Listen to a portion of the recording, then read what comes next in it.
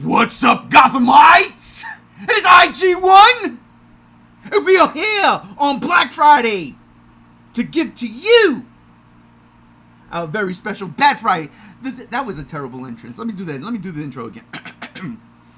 What's up, G-Show land? Welcome to another episode of G-Show Podcast. I am G1, and this is Bat Friday. That's right, Batman all day this Friday. In celebration of everybody going shopping, I decided to say, screw that shit.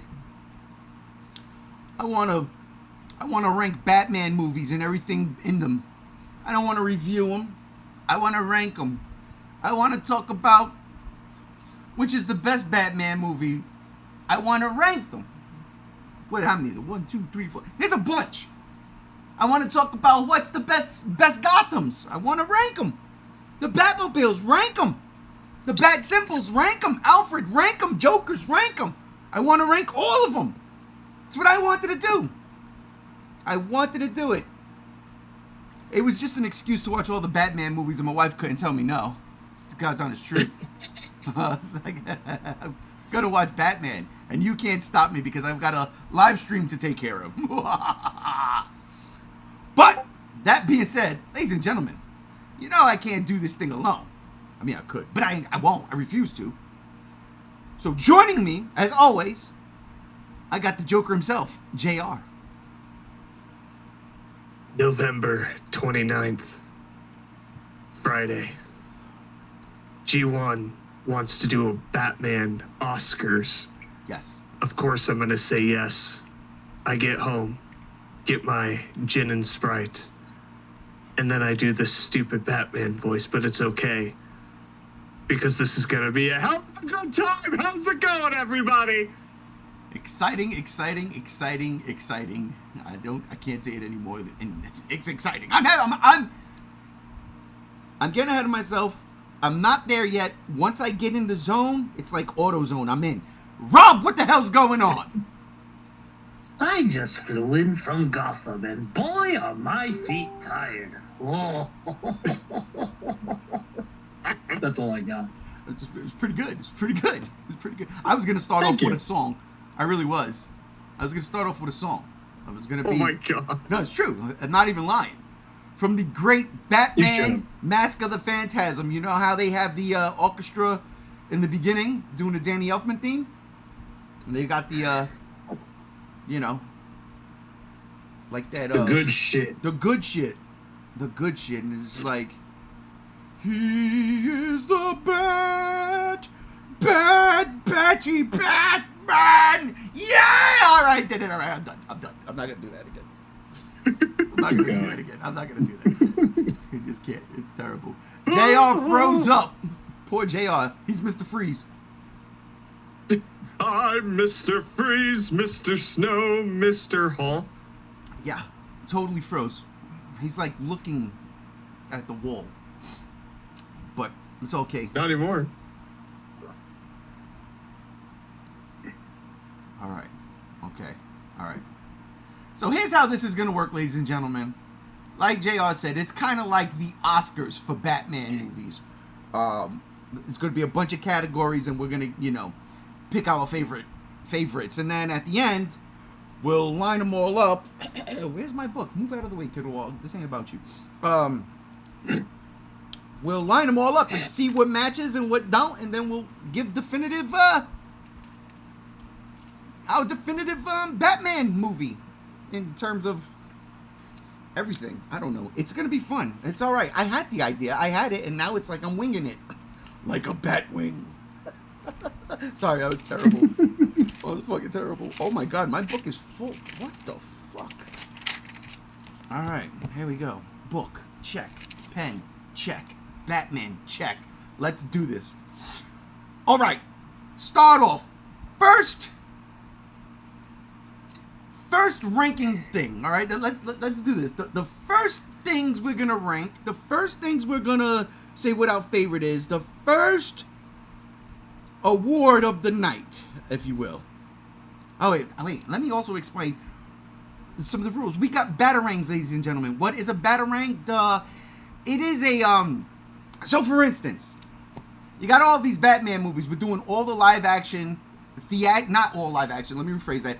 All the theatrically released Batman movies. Okay. So for instance, Batman is in a shit ton of movies. Correct. He's in the Lego movie. He's got his own Lego movie.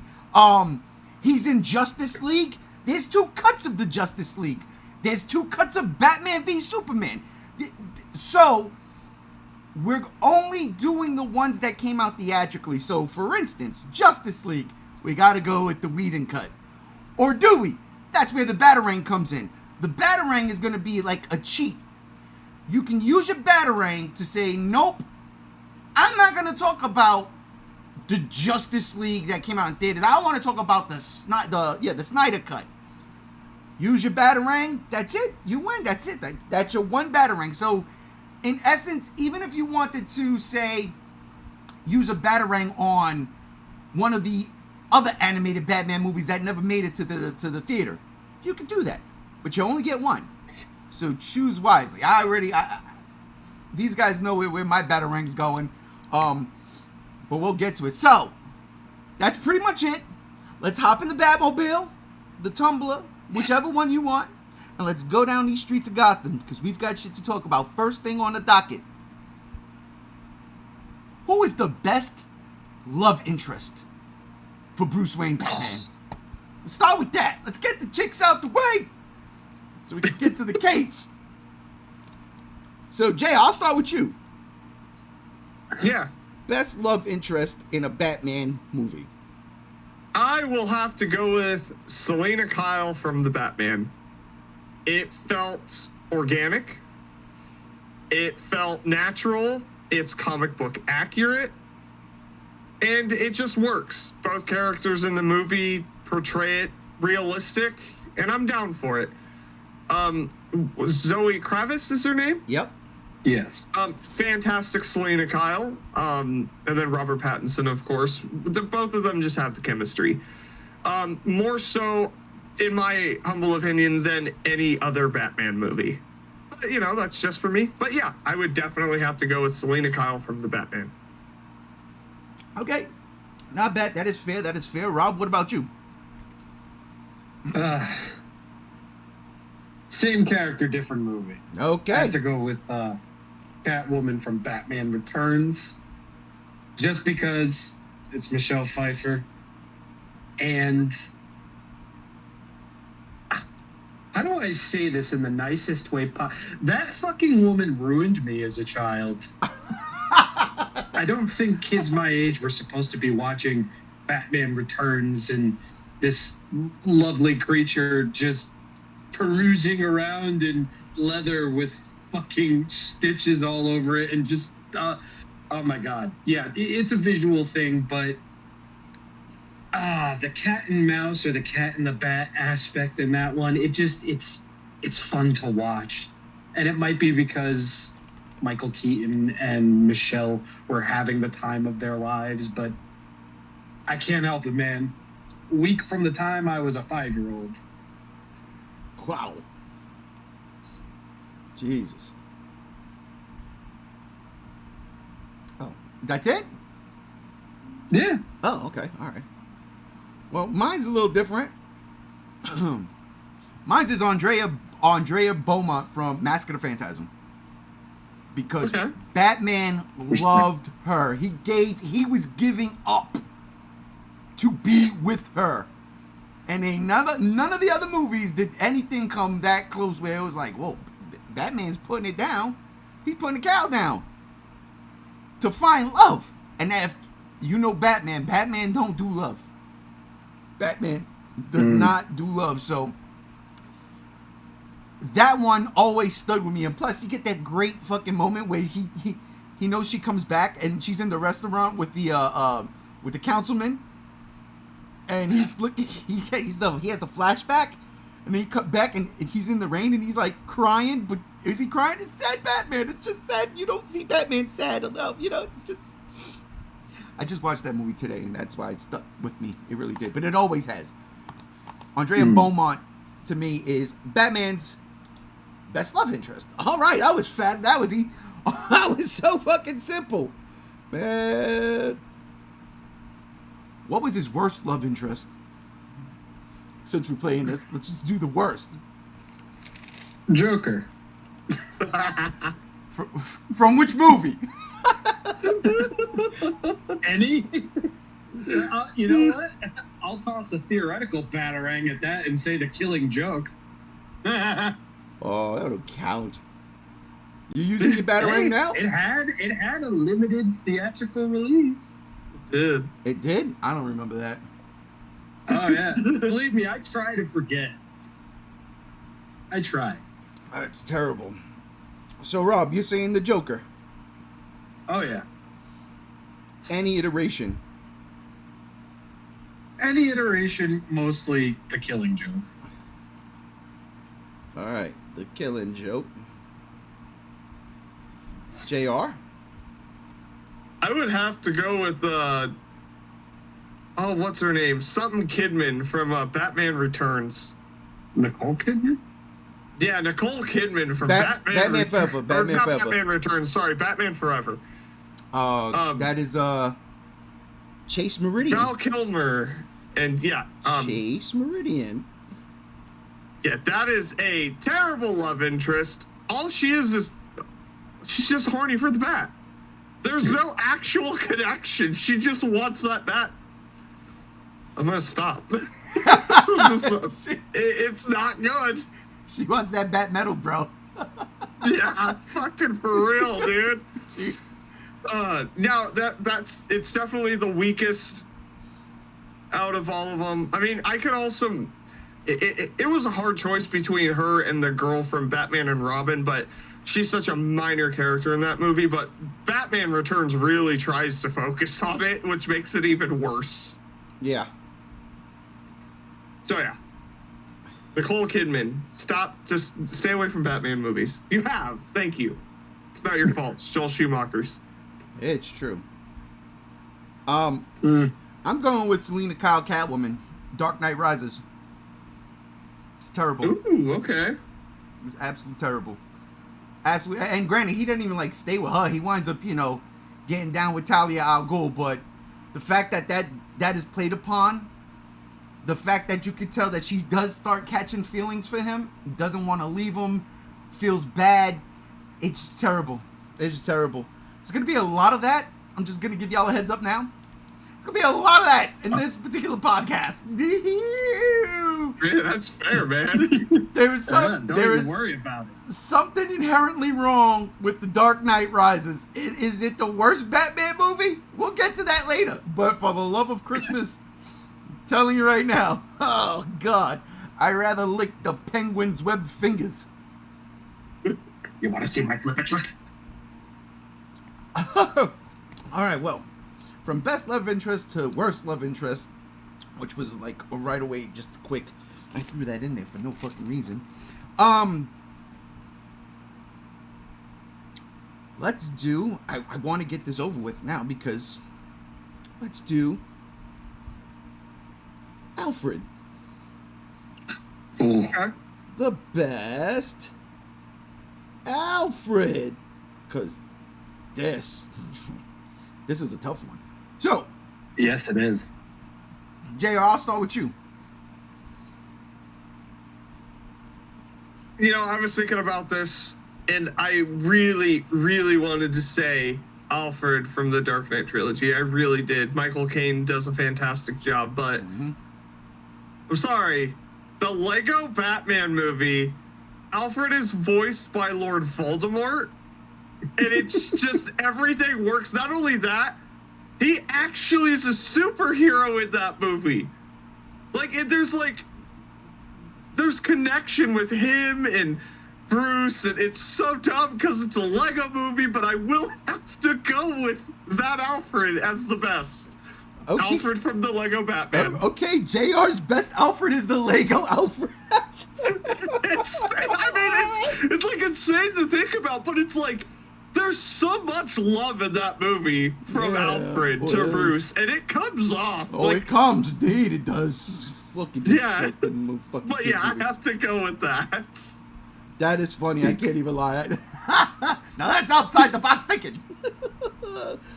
Rob, who's your favorite Alfred?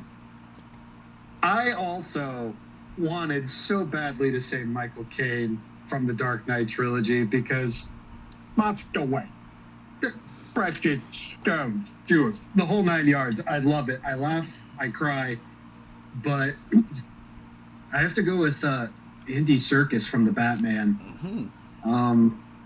That scene where the bomb goes off. I mean, I was feeling things from the jump because it's Alfred. I never want to see anything bad happen to Alfred. But that hospital scene was just so intimate in the parental way. And the amount that you get out of that, and Andy Serkis is just sitting there waiting for them to hand him his fucking Oscar because dude is just selling it.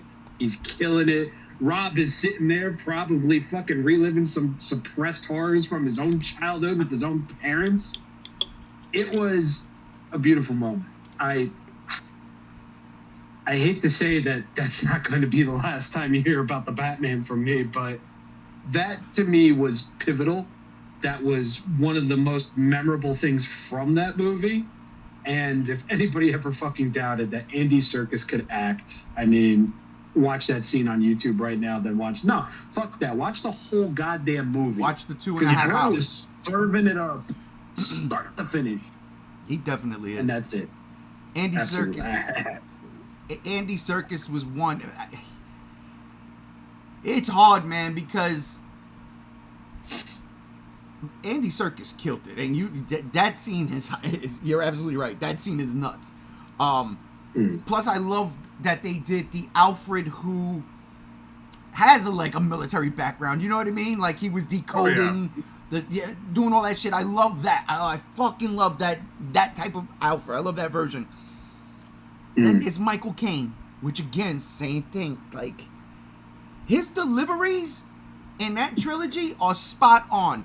The unfortunate thing is The Dark Knight Rises. Oh, it's unfortunate. It just does not. It's not good. But you know, the two I always go back to is Michael Gough from the 4 Batman movies from '89 to Batman and Robin. He's one of the only constants in those movies besides Commissioner Gordon. And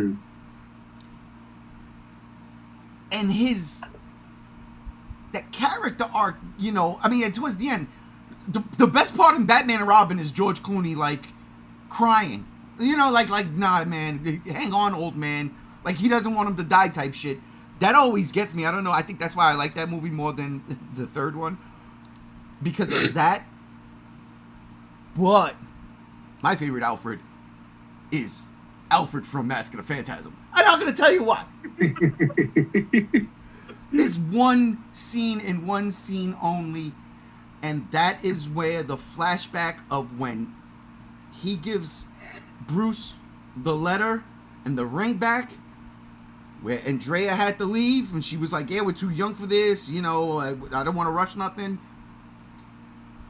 When Batman puts on the suit for the first time and Alfred sees him, and he just says, my God, that delivery right there solidified it. It is Alfred from the animated universe. Absolutely. Hands down, I think his name is Ephraim. I can't pronounce his last name. But, yeah. Mask of the Phantasm, Alfred. You can see where this is going, right? Oh, absolutely. And I'm ready for it. Oh, my God. Mask of the Phantasm, Alfred for me. All right. Well, I'm not going to do the worst Alfred because there really ain't no bad Alfred. I don't even care. There's none. Yo, even in 66, Alfred put on a mask and rode in he put a mask on to drive the car. Yeah, no, there isn't a bad Alfred. I think that's the greatest part about all the Batman movies is there's not a bad one. You need Alfred. You absolutely need Alfred. And I actually, massive kudos. Jeremy Irons is a great Alfred. Oh, yeah. He really was. Like, I don't like Zack Snyder, But there's some choices he made in his DCEU where it's like, I fuck with him. Yeah. Give that man a beer. Absolutely. Absolutely. Okay, here's a cool random one. We'll do this one. Well, no, because yeah. Okay, outside of... No, fuck it. I don't know if it counts. So I would have to omit one. Okay, we're going to have to omit one. But this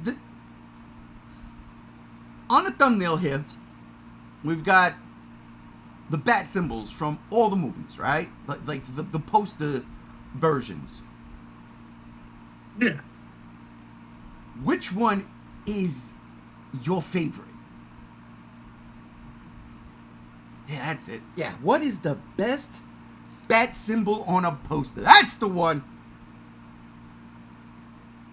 Best bat symbol on a poster. God damn it, Ray. You know, I should have really, had this all laid out, but I was like, fuck it. You know, Freestyle Fridays with Batman is fun. Oh, yeah. When I first stepped on the scene, Gotham was petrified. You're damn right. So the official categorization of this is which is like the best bat symbol on a poster? Yeah. Okay. All right. You want to go first, Rob? Or shall I? Yeah, I'll go first. I'll be brief. I'll be quick. Okay. I'm going to go with the Batman 66. Okay. Because, bro, I shit you not. I guess it's... well, actually, I don't know why. But the Batman 66 logo is everywhere. Or was everywhere over here when I was a kid. Whether it was Batman, whether it was Nosferatu, whether it was Dracula, whatever have you. Rodan. There's always been... Rodan, Yes. yeah. There's always just been either it or a spin on things. It's like I've known that symbol longer than I've known about that movie. And every time I see it, it's immediate. It's recognizable. It's something that I definitely need on a fucking shirt, especially now. But yeah, I'm going to go with that. You put that on a new poster for an animated movie or for even just a movie and you play off of it, I'm immediately going to know what that is. It's recognizable. It's beloved, even. No, I hear that. Actually, that was pretty sweet. I'll go next, JR. I'll go next. Because You're good. I'm pretty sure y'all won't be surprised to hear me pick the animated movie, right? Definitely not. The Lego Batman movie bat symbol for the poster is fucking fire. It's fucking fire. I might not like that movie, but that fucking symbol is... That shit is fucking fire. I fucking love that. I mean, just look at it. It literally it's like the perfect bat, right? And then it's made of Legos. It's just man, it's you know. It just does something to your soul. It's legit perfect. It's legit. And there's some dope ones like the Dark Knight. I mean, Batman Begins and all that. The simple shit is dope. The iconic 89. I mean, that's my obvious, but hell, the BVS symbol, that shit, woo! But that Lego Batman, that shit is dope. That shit is dope. That's my pick, the Lego Batman. All right. Oh boy. This is going to be the buddy. only time, I think tonight, Zack Snyder, he'll get anything from me. Oh, shit. I'm going with the BVS. Yeah. It's so iconic. Like, we get the Batman symbol, but you throw Superman's logo on top of that, and it's like, it's done. It's done. Frank Miller was writing about this shit back in the 80s. It's like, oh my God, it's there. It's there before our eyes. It's dope. I enjoy that logo as much as like the Batman's awesome. They're all good. I think we can all agree they're all good, but personally it's definitely going for BVS. And that's the only nice thing I will say about BVS for the rest of the night. Did we know each other when that movie came out? Yes. We were rocking ready? Dude, I'll never forget the first time I saw that logo. They dropped it at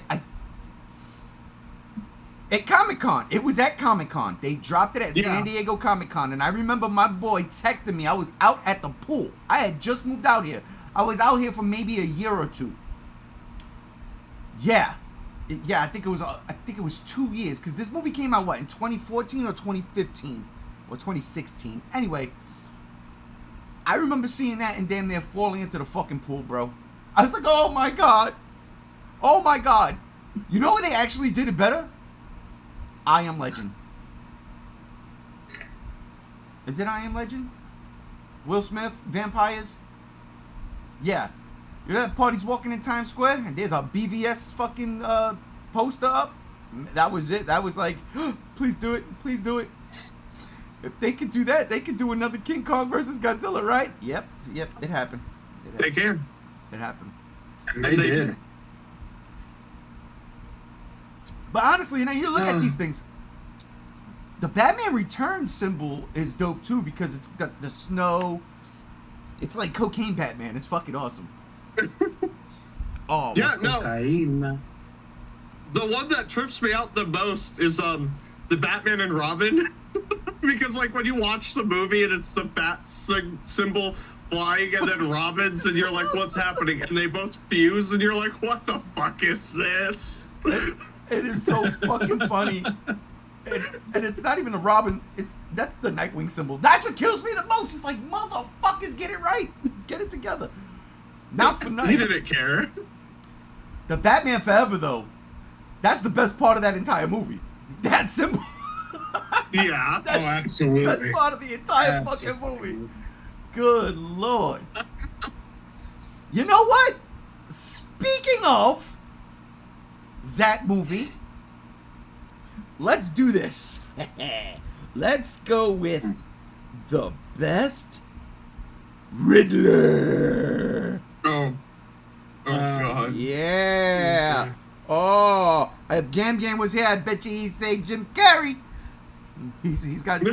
Matter of fact, if Gam was here, I would have to tell him that yesterday I asked my daughter before we had company come over, what would you rather see, Mufasa or Sonic? And she was like, Sonic, easy. I was like, what? Caught me so off guard. Real one. Yeah, for real. She caught me so off guard with that. But all right, best Riddler. Now, there's been a couple. There's been Riddlers that are not really Riddlers, but they are Riddlers in terms of the story. For instance, in The Dark Knight, you got Mr. Reese, right? Mr. Reese, right? I'm pretty sure Riddler's somewhere in the Lego Batman movie. Maybe. He is. And yeah, that's the only one. There's a Riddler Mark in BVS, but that doesn't count because he's not in that movie. So, thank God. We've got yeah, for real. So we've got Frank Gorshin, right, from '66. We've got Jim Carrey from Batman Forever. We've got fucking Paul Dano from The Batman. This one might be an easy one, but shit, fuck. Yeah. Somebody throw a batarang. Was the Riddler in anything else? No. Fuck. And we got Robin Williams in Spirit. In Spirit only. Yeah. Good God, the what ifs. So yeah, JR, I'm gonna start with you because fucking it's gonna be Captain I think Obvious. this might be a fucking sweep, dude. Yeah. The Riddler from the Batman is one of the most horrifying, interesting, and psychological takes they have done for the Riddler in a live action format. It works on every level. He killed it. You know what's interesting? It reminds me of a cartoon Riddler just cranked up to be scary. All the elements are there. It's like, oh, this guy's just hamming it up, but it's like, it's believable. This is like, no, he's actually fucking insane. And it works. His portrayal of the Riddler is one of the best parts of the Batman. God damn it, Matt Reeves. Son of a bitch, dude. Like, yeah, hurry up and make the sequel. Yeah, I'm going with the Batman, dude. Jesus. No, listen, man. You can't even knock that hustle. There are things Paul Dano did with that character, but it's so funny because he literally, in my opinion, was channeling Jim Carrey. Because if you peep Jim Carrey's performance, he has the same fucking the way he says things, the way he talks, his dialect. Jim Carrey's doing that, but Jim Carrey's doing that in the Jim Carrey way, right?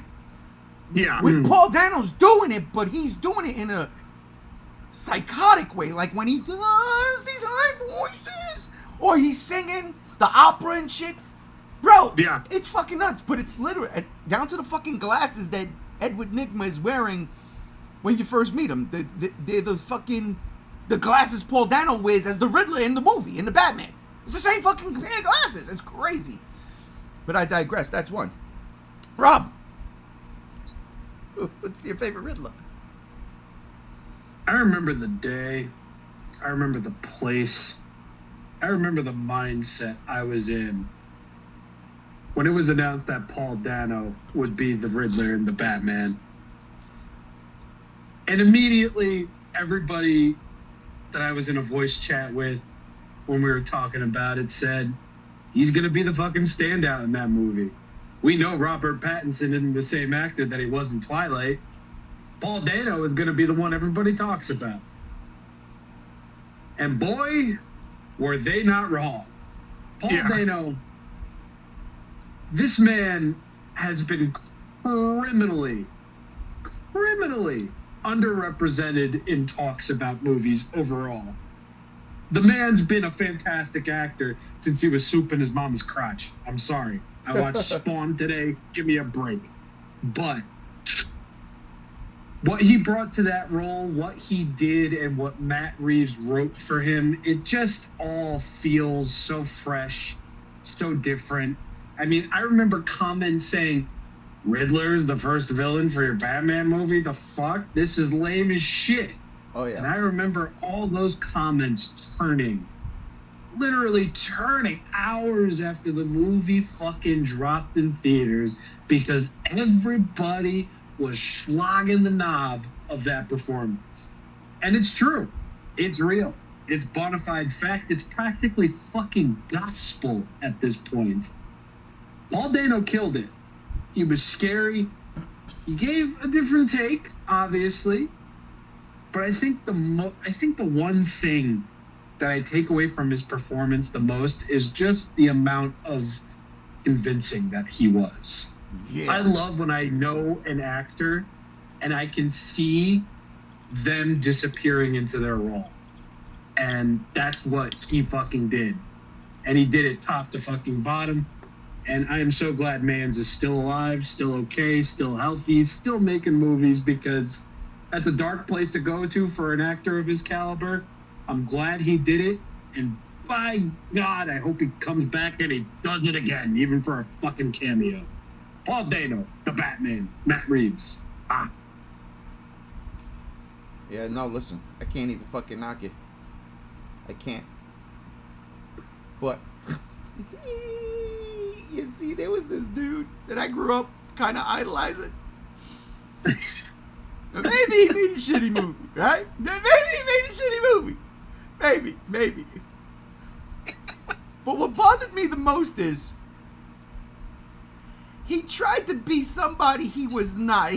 Instead of just doing him, he did an imitation of, in my opinion, the best Riddler, which was Frank Gorshin in 1966. I take none away from Paul Dano. It scares the shit out of me.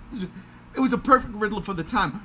Because of the fact it was the Riddler out the gate, we needed something like Paul Dano. Yes. Yeah. But Frank Gorshin, from the show, and especially in the movie, was just everything I needed. Come on, man. Listen. The fucking Riddle Rockets? Come on. Yeah. The Riddle Rockets are the best thing things, right? Like, oh, they leave the, and then it's just the riddles are so. What's the word? They're so not innocent. They're what's the word I'm looking for? They're they're not harmful. You know what I mean? Like they're cheeky, playful, just fun shit. Yet they're still trying to kill Batman, right? Like that's the goal. We gotta get rid of Batman. I mean, the bomb. Like there's so much shit, bro. But his performance, because there are parts, and this is where Jim Carrey did not do a good job. Right? The Riddler can be funny. The Riddler can be vicious and downright scary. Frank Gorshin, he pulls that off in both. He does both of those, because there are times like he's goofy and jumping around and, in his little singlet. And then all of a sudden, he gets not dark, but dark for 1966. He gets dead serious and a little bit menacing. And you sit back and you're like, okay, the Joker's not doing that. The Penguin's not doing that. Miss Kitka's not doing that, even though, she's Fox. But Frank Gorshin did. He could take it up here and make it laugh and then scare the fucking pants off of you at the same time. And I really like that. But again, I also grew up on that damn movie. So it's it's what it is. But no, that's my favorite Riddler, but I take nothing away from Paul Dano, because that really is, in all honesty, that's the best. That we'll get to that category when we get to that category. I gotta crack another one. All right, here. So speaking of Jim Carrey and Frank Gorshin, I've got one. What is the best, hammiest performance from a villain? Ooh. Oh my God, this will be easy. Yeah. All right, remember, the best hammiest performance from a villain. Easy. All right. Yeah. Go ahead, Rob. Arnold Schwarzenegger is fucking Mr. Freeze. Oh, come on. Oh my God. Bro, let me speak my case. Let me get on my soapbox. Like, Jim Carrey, Riddler, fine. Tommy Lee Jones mirroring that shit, fine. Mr. Freeze was fucking perfect. And if you disagree, that's perfectly fine. I'll still hug you and kiss you before you go to sleep tonight. I love Arnie's fucking Mr. Freeze. His one-liners are fucking legendary to this day. And my favorite part about it is he wasn't phoning that in. No. I can tell he was having a fun fucking time doing it. He's all blue. He's all H.R. Giger of H.R. Giger, came in translucent vinyl and shit. I fucking love it. Arnie's Mr. Freeze is a cacophony, a cornucopia, another big word that starts with the letter C. It's just something that transcends quality, it transcends time, and it transcends the eras, the fucking times that we live in, the fucking mindsets that we adapt over time. Arnold Schwarzenegger was not a good Mr. Freeze, but he gave the best Mr. Freeze he could with a script like that was literally held together with Hubba Bubba Max, a little bit of slightly yellowed Scotch tape, and it was written in crayon. Arnie's Mr. Freeze. Oh God damn! Oh shit! JR, it's fuck. JR. Tommy Lee Jones as Harvey Dent / Two-Face from Batman Forever. Dude, how the fuck? It's so not him. You've never seen Tommy Lee Jones act like that, and you've never seen it again. It was so out of his wheelhouse, but yet it's so fucking entertaining. It is. He's hamming it up. He read the script and he said, fuck, I'm getting a check out of this and I'm just gonna do my shit. And he was 110% on cocaine. I guarantee it, because there is no way you get that performance out of that kind of an actor without being on a substance. I love it though. I hate Batman Forever, but Tommy Lee Jones, dude, as like a goofy Two-Face. No one asked for that, but we got it. I don't know. I think it's definitely an underrated hammy performance. Because, yeah, Arnold Schwarzenegger, a lot of people remember that, but I'm one of the ones that are like, yo, I watched Batman Forever and Batman and Robin back to back, and no, Tommy Lee Jones stole it, dude. Yeah, okay. Wait till we get to the next topic. Because that's where I'm throwing in punk ass. I mean, it's in the fucking name, bro. Mark Hamill. It's easy. It's so fucking easy. Now, don't get me wrong. Mr. Freeze, you really got me there. You backed me into a corner. You backed me into a corner, Rob, because that is, without a doubt, the hammiest fucking performance, like, in a Batman movie. But Mark Hamill, all he did, as I watched Mask of Phantasm earlier today, all he did was cackle like a fucking giddy madman. And the fact that it wasn't relegated to 10 minutes in a 25-minute episode, he's cackling for about 30 minutes, 35 minutes of the movie. And it's the best. And, well, no, you know what? Now I think about it, it is Mr. Freeze. Fuck. It's Mr. Freeze. It's Mr. Freeze. So when I thought it was going to be a clean sweep, there's a cold spell that comes riding in. Jesus Christ. No. Ray's argument, the Ice Age. Everybody, chill. Jesus. And you know what the craziest part about Mr. Freeze is that he has the redemption arc in the movie. He does. Yeah. And it's so good. I mean, and the fucking tears, crystallizing on, oh my God. And him in the fucking cell with the fucking blue beam keeping him in one little spot. I love all that shit, man. I love it. You know what doesn't make sense, though, is when he's in his lair, he's torturing his henchmen, making them sing while they're freezing, and they're eating frozen TV dinners and shit. That's funny as hell. And then at the end, it's like, he's not a bad man. Yes, he is. He's torturing people. What the fuck? I digress. That is just one of the very many, like, laundry list things that you'd never really expect hearing about those movies and knowing about those movies, despite what Joel Schumacher did with those two films. I think that's one of, like, the best things that he did, even though he essentially made two live-action cartoon movies with Batman. Yeah. I gotta give the man respect. I mean, he also made Lost Boys, but that's a different stream for a different season. He made a couple of really bangers, but you say, yeah, it was cartoony. I always took it as like he was making sequels to Batman 66. Yeah. Yeah, that's how it comes off as. Yeah. All right.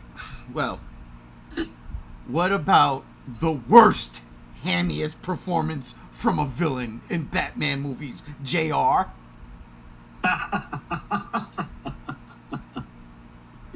That would be Danny DeVito as the Penguin. Really? What? I fucking loathe Danny DeVito as the Penguin. I'm gonna put that there. Loathe him. And I hate Jim Carrey as the Riddler. I fucking do. But Jim Carrey as the Riddler fits within what Joel Schumacher was doing, whereas this universe that Tim Burton was creating with Batman 89 Into Returns got weird fast, and Danny DeVito as the Penguin did not help that shit. He's eating raw fish whole. I'm like, he's a penguin. I was like, I know, but they took it literal. Because he's a penguin. He was raised. I know, but they took it too literal. By fucking penguins. That's what they do. It's too fucking literal for me. And Danny DeVito doesn't help it. He's given 110%. But there are times where I'm like, bro, you are having way too much fun, and this is bad. This is not good. I don't know, man. Danny DeVito as the Penguin didn't work for me. I'm sorry.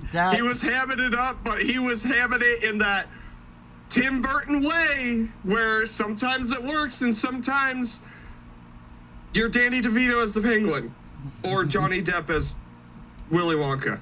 I digress. That's two. That's two. We don't talk about that. Oof. I digress. That's one. Wow, Rob did a digression. That's crazy. Usually he's I digress the digression. Rob, worst hammiest Yes. performance from a villain. All right. Now, I don't particularly blame this actor because at the time this movie came out, they just had 3 of the biggest fucking major performing movies in cinema that year.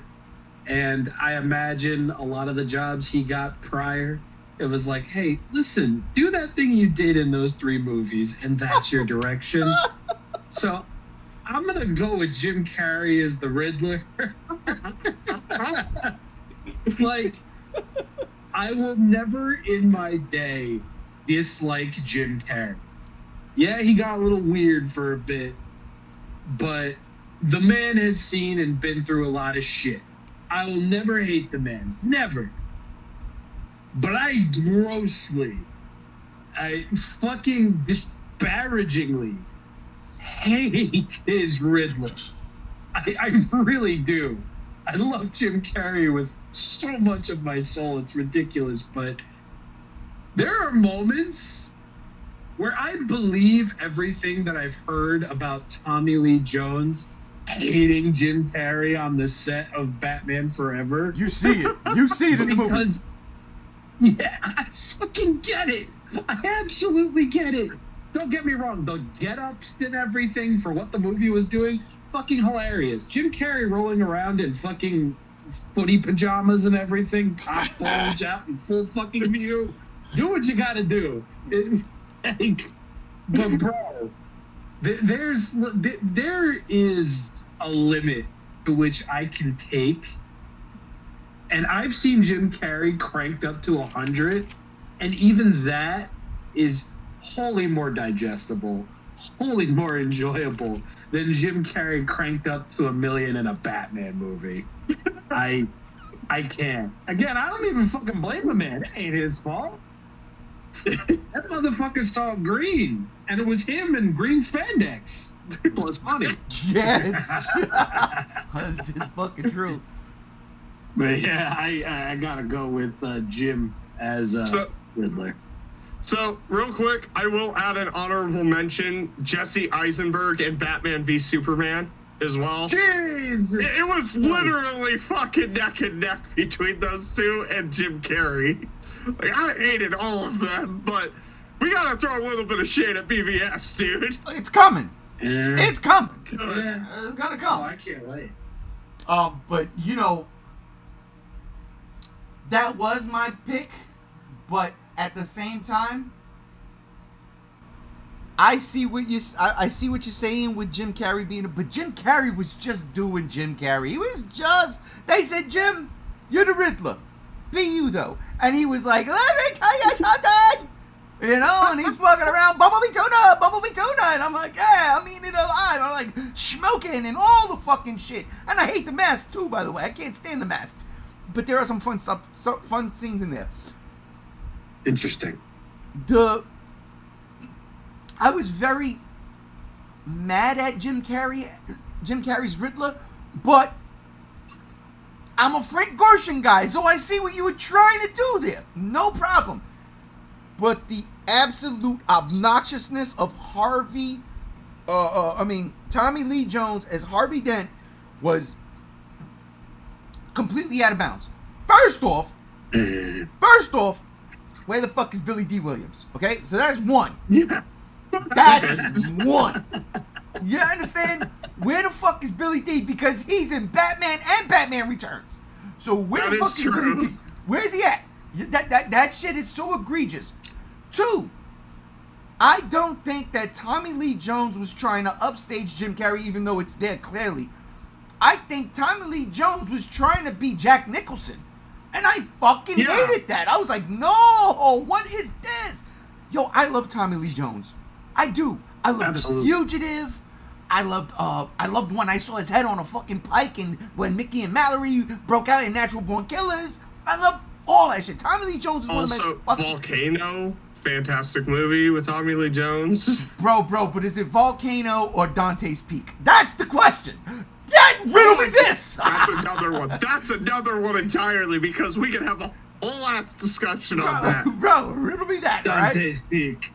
Dante's Peak was peak, yeah, that's peak. But fuck me, man. Tommy Lee Jones was the absolute worst hammiest performance. The absolute worst hammiest performance. It was so over the top. And yes, you know what? You could definitely say he's trying to compete with Jim Carrey. But I always felt like he was trying to be too much like the Joker. And that, I hated it. Spoiler alert, it's my worst fucking Batman movie on this. I hate that movie. Fucking hate that movie. Yeah, I know. I was there when you were watching it. I hate that movie. But I do love Val Kilmer as Batman. I will say that. But I digress. That is two. So Two-Face for me. Take a beer. Yep. All right. Since JR viciously attacked Danny DeVito, what is the best Penguin in a Batman movie? We've got a couple. Okay? We got Burgess Meredith, 66, you know. Get up, you son of a bitch, 'cause Mickey loves ya. We've got Danny DeVito, right? We got Danny DeVito. Oh, shit. Wait a minute. It's all the Penguins we got. Besides fucking Colin Farrell. Yeah. So anyway, what is the best Penguin? Who is the best Penguin? I'm pretty sure this might be a sweep here, but... Yeah. But I'm just saying, Commodore Schmidlap.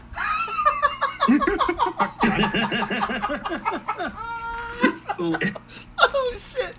All right, Rob, who's the best Penguin? Listen, man. It's got nothing to do with the fact that the man is Irish or Scottish, whatever the fuck. The fact that bro walked onto that set and said, I'm gonna sound like I was born and raised in New Jersey, and fucking did it without the beyond shadow of a fucking doubt. Ray, you're gonna have to extend the fucking runtime for this because I'm about to go in. Get him! Colin Farrell is, without a doubt, like, he has been in so many bad movies. He but really he has. has been in so many great fucking movies. Like, And there's that. okay, we're not gonna get into that. But this man hunkered down. He sat in that makeup chair for 3 to 4 hours a day. And he brought his fucking A game, start to fucking finish, for the movie, for the series and everything. And I will admit that the series influenced a better part of my judgment. I loved Burgess Meredith as the Penguin. Oh my God, I'm a Rocky fan till the day I die. But Colin Farrell, man, bro, what are you showing me? Come on, what is this? And then he has the gall, the absolute vibe to correct these motherfuckers on their spin. That shit right there. And he doesn't crack not even a second. There isn't a fucking ounce of audio, a fucking inch, a millimeter, a bi-gamma quadrant of fucking audio or film where this man's basic voice, his fucking standard accent or anything shines through that makeup, through that fucking performance, through that accent, through everything. Colin Farrell. Penguin, beautiful, cinematic, deserves a Grammy, even though that's for music, deserves a Golden Globe, deserves an Oscar, deserves free fucking dinners at his 5-star restaurant of choosing for the next 5 years. And He deserves. did that fucking good. And he deserves to be the main villain of the Batman 2. I agree wholeheartedly. and I'm gonna be bummed when they announce that it's Mr. Freeze. Actually, no, I'm not. I'm gonna love it. Starring Chris Pratt. Wait, what? Nah, it's gonna be Bryan Cranston. It's gonna be Bryan Cranston. Listen. I'll throw myself out the fucking window. I swear to God. I throw myself out the window and sleep with the mermaid in my pool. I do it right now. Because you tell me Bryan Cranston playing Mr. Freeze and you get all my money. All of it. Yeah. All of it. Absolutely. Day one, fucking $85 spent on 2 IMAX Dolby surround sound tickets. It's done. It's done. It's done. And not only that, because now you're going to bring in that comic book element to a very serious toned Batman. Oh, in a fucking heartbeat. I'm there. You see, you fucked everything up, Rob. You fucked everything up, Rob. I can't believe you did that. Holy shit. JR, who is your favorite Penguin? Colin Farrell from the Batman at the Penguin Show. It's just, everything works. I haven't watched the Penguin Show yet, but let's just be honest. A side character in the Batman got his own show because his performance was so good and his characterization was so good. So they're making this the Batman universe. Colin Farrell. I didn't know it was fucking him. Completely unrecognizable. And it's brilliant. I love it. I love him as the Penguin. A mob boss. He's not eating stupid fish. He doesn't have a fucking long-ass cigarette in his mouth going every 3 seconds. He's serious. And there's so many great moments in the Batman with Colin Farrell's Penguin. Especially that car chase sequence where he's like, I got you. Then Batman flips his car and it goes to the point of view of him and he's like, as the car's spinning. It's like, man, Penguin went through some shit. It's fantastic. Colin Farrell killed it. That's just how it goes. That's the way the cookie crumbles. That's true. It's true. But it's definitely... It's definitely Commodore Schmidlap, though, because, I mean, the guy had to play 2 characters, all right? He had to be the Penguin, and he had to be the Commodore Schmidlap. I'm just saying. It's perfect. Come on. He's in the car. It's not true. It is. It's Danny DeVito. It's fucking Danny What is wrong with you? It's Danny DeVito, because, listen. Because Tim Burton has that weird vision, right? There's nothing. Yeah.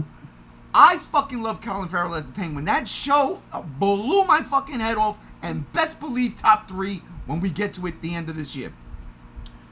But Danny DeVito gives a tragic performance, and it's dope. That's why when you said Danny DeVito as the worst hammiest, I'm like, wait, what?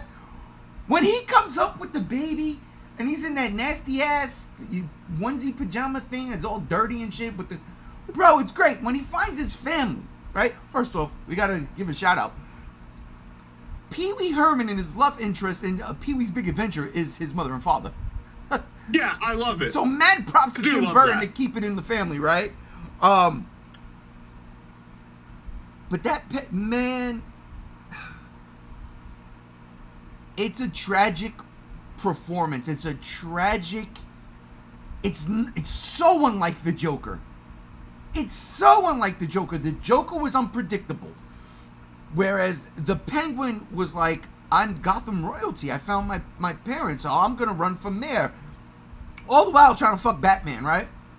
It was great. And then how did he die? I didn't understand it. He fell into the pool that he swam in for his entire life and then died of poison.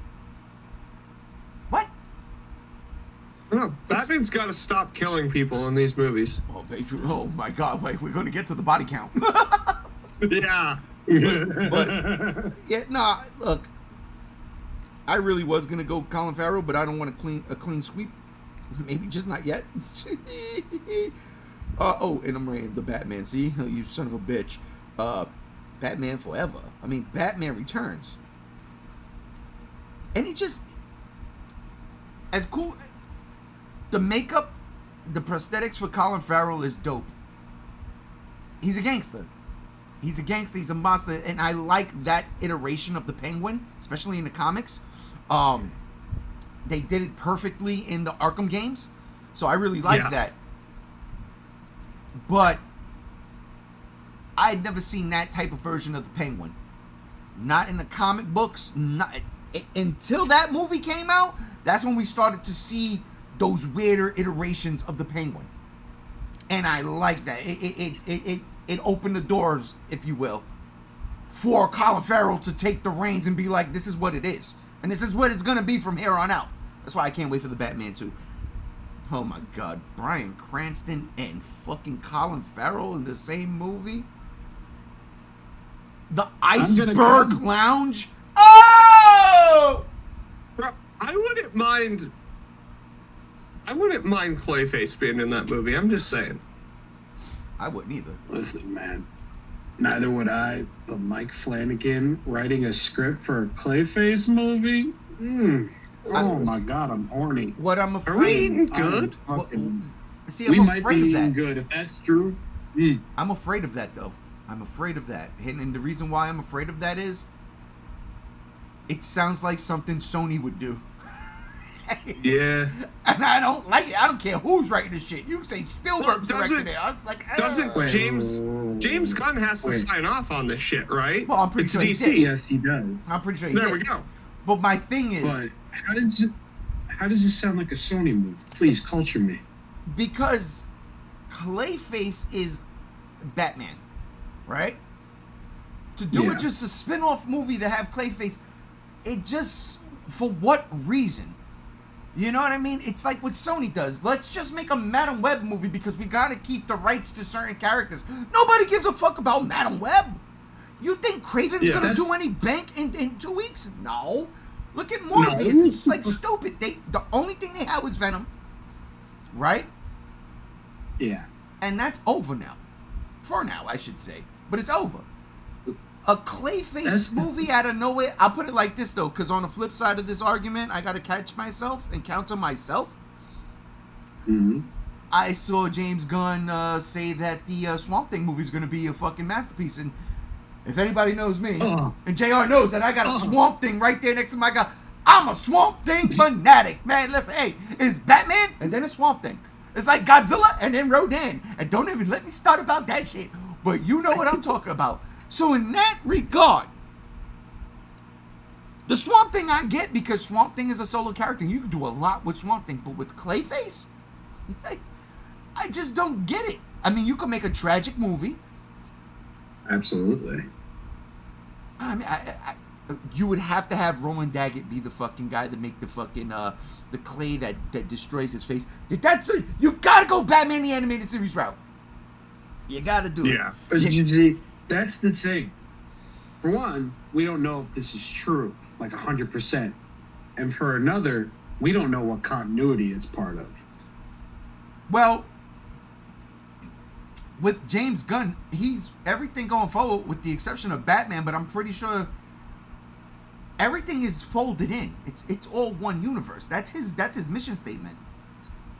Yeah, except Matt Reeves the Batman. Except for Matt Reeves the Batman in that universe, yep. So if we're going wild card here, if we're going neon fucking tinted wild card here, Joel Schumacher? a Clayface movie as written by Mike fucking Flanagan, who has no misses under his belt, is going to start off a piece of James Gunn's DC EU? I don't think I'm exactly upset about that, because that's just the thing that James Gunn would do. That's such a James Gunn move. No, Top it to is. bottom. It is, but it's also a move that Sony would make because it's like, I got an idea. Let's make a Clayface movie. Wait, what? Clayface? Where the fuck you but get the that difference from? here is that James Gunn knows what he's doing. Sony doesn't know their ass from a hole from a fucking Pop-Tart with no frosting on it. God. They have no fucking foresight to fucking save their lives. Sony could be given the whole go left, you have a happy fucking future with a beautiful wife and children that you love, or go right and you get your cock chopped off and you get your eyeballs turned inside out by a man named, I don't know, Mimsy. So like, that's the level of foresight we're dealing with here. So Mike Flanagan worked on VHS Beyond. He wrote Stowaway, just so we are aware. He also did Dr. Sleep. Yes, he did. That's good. Both versions. Ouija, Origin of Evil, Gerald's Game, Oculus, The Haunting, The Midnight Club, Before I Wake. Like, he's done quite a few movies. I'd be okay with it. Mike Flanagan also wrote and directed Hush, which is probably one of the best exclusives Netflix had for the longest fucking time, and now it's in the Criterion Collection. Apparently, he also wrote The Room Returns, a Tommy Wiseau spinoff. What is this? Hold on. Yeah, I don't know about that. But Mike Flanagan has more than proven himself over the years with his Stephen King material, his original material, The Fall of the House of Usher, based on the Edgar Allan Poe short. Like, if anybody was tackled to, like, write Clayface, I would hope it would have been him. Because the man knows tragedy, the man knows horror, the man has the vibe. My main worry is who the fuck they're gonna get to direct and possibly butcher his script. Sony. I'll believe it when I see it. I don't think James Gunn would let that happen. I hope not, but I see Clayface more as an animated series than a movie, to be honest. Which is what it should have been, to be absolutely. Because if you want to go down an even darker path, let's talk about the Clayface episode of Batman the Animated Series. I mean, that is one of the greatest fucking things, and the animation in the episodes are fucking perfect. All right. You're goddamn right. Even Guillermo del Toro fucking said it. It's one of the greatest things animation has ever been concocted for. And he ain't fucking wrong. No, he's not. You know, because wow. Speaking of greatest things, who is one of Batman's greatest allies? Ooh. Commissioner Gordon. So, oh no, Ray. Oh, this is hard. This is bad. What did I do? I just want to know, in your guys' opinions, who is the best Commissioner Gordon in the Batman movies? And I'll start with you, JR, as you stuff your face. That's why I'm starting with you. You eat that food. Eat the food. Jeremy Wright from The Batman. All right. Understandable. It's a fantastic portrayal. Again, the most believable, I feel, out of all of the Batman movies. What's his fuck from the Dark Knight movies? Gary Oldman does a fantastic job. He really does. But Jeremy Wright, the dynamic with him and Batman, it just comes off perfect. It really does.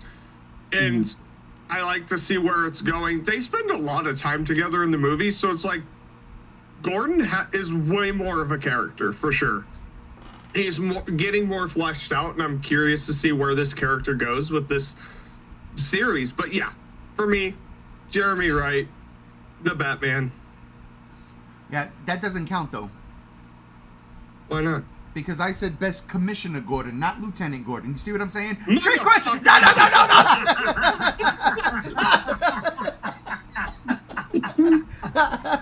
You devious bastard. You motherfucker. You have a choice. I gave him the Batman Forever choice. God damn it. No. That, honestly, that scene in the cell, okay? Yeah. That scene in the cell, when he gets up in his face and he goes, "You gotta hit me." Like the way he tells Batman, the way he delivers that fucking line, man, oh fucking man. I was like, that's my Commissioner Gordon. That's my Commissioner Gordon. I love that dude. Definitely. Rob, what about you? Listen, bro. The man, Mr. Wright, he's a fantastic actor. He gave us a great Gordon. But my love for Gary Oldman goes all the way back to the 1998 remake of Lost in Space, where he commanded a legion of spiders. Oh, shit. He was in that movie. Holy shit. And he was the best part about that movie next to the practical fucking effects, but I digress. That is, taking a sip of my beer. Oh, you wanted to. So, I love Jeffrey Wright as Gordon. Like JR said, his back and forth, his friendship with that of Batman, thumb drive. Fucking kills me every time. So good. It's so good. The way he nonchalantly calls Batman man. Like they're fucking two bros in a college dorm. Yeah. It's beautiful. It's semiotic in nature.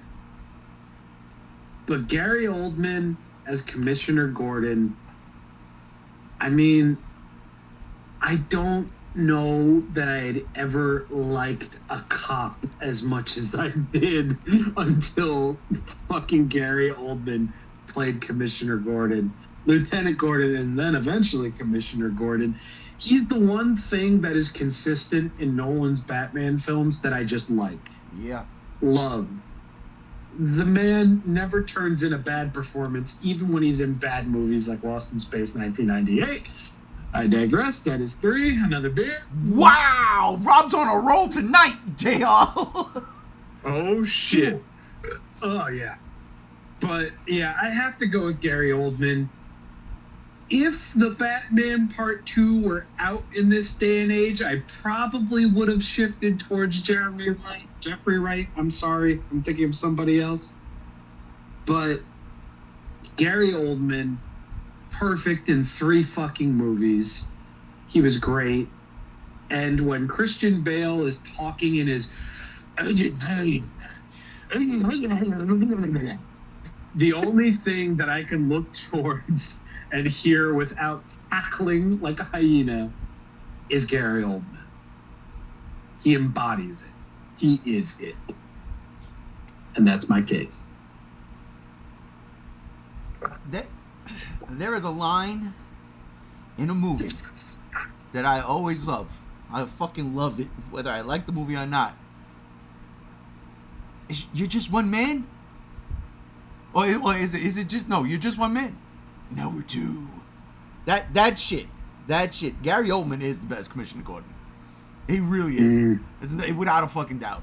And I got Jeremy Wright is going to be that Commissioner Gordon. He will. Yeah. But Gary Oldman, especially, I mean, good God, the ending of The Dark Knight, that pain, just take me, Harvey, it was me. It was my fault. I didn't get to her fast enough. It was me. Oh my God, all that shit. It really is thinking, fuck, when he drives the Batmobile. Yeah. The way he's at, because he's like, holy shit. It's fucking perfect, man. It's fucking perfect. That Commissioner, I would have went with Batman Mask of the Phantasm, but Commissioner Gordon is literally in 3 seconds of that entire movie. So I couldn't do it. I was very mad. But Gary Oldman as Commissioner Gordon really is it. It really is. But like Rob said, we get more Gordon from Jeremy in the next movie, and I hope that they give him more Gordon, like the same amount, because they gave him a really good amount of Gordon in this. Like it was really good, and I loved to see the way both of them comes up, because this is what Batman year 2 in the Batman, right? Yeah, it's year 2, and Gordon's still a lieutenant, so we're gonna get that rise together, and that I fucking love it. But the best commissioner, it's not on my list, but the best commissioner hands down is the guy from the Batman who talks like this. I found you. You know what I'm talking about. You got what I mean. That guy, when he pops up in the Penguin, I was like, oh shit, it's Commish. I love that guy. That's the best commissioner, period. Fuck it. Was Gordon in the Lego Batman movie? No, right? Yeah, but he hands it off to someone else. Oh yeah, Yeah, Babs. He hands it up to his daughter, right? Barbara Gordon. Yeah. She becomes the commissioner. She's the best commissioner. She's the best commissioner, Gordon. She knows kung fu and all that shit. No, I really don't like that movie. I'm sorry, y'all. It's not. Yeah, that's fair. The logo's fantastic. Absolutely fair. The logo's fantastic, but fuck. Although I did chuckle. I won't lie. I did chuckle. Speaking of chuckles. Nope, we're not gonna do that yet. Nope. No. But I will say this. Speaking of chuckles. What is the best... Oh no, my pen just died. Oh, here we go. The best Batman one-liners. What? Oh, fuck. Come on, man. There's a billion of them. I mean, the easiest one is I'm Batman. I know, that's... Okay, take out. Me and J.O. were fucking cracking up to that stupid shit. I got mine. You know what, though? There's a bunch, too. I'm not wearing hockey pads. Yeah. I mean, it's the gift that keeps on giving. So, you know what, Rob? I will start with you.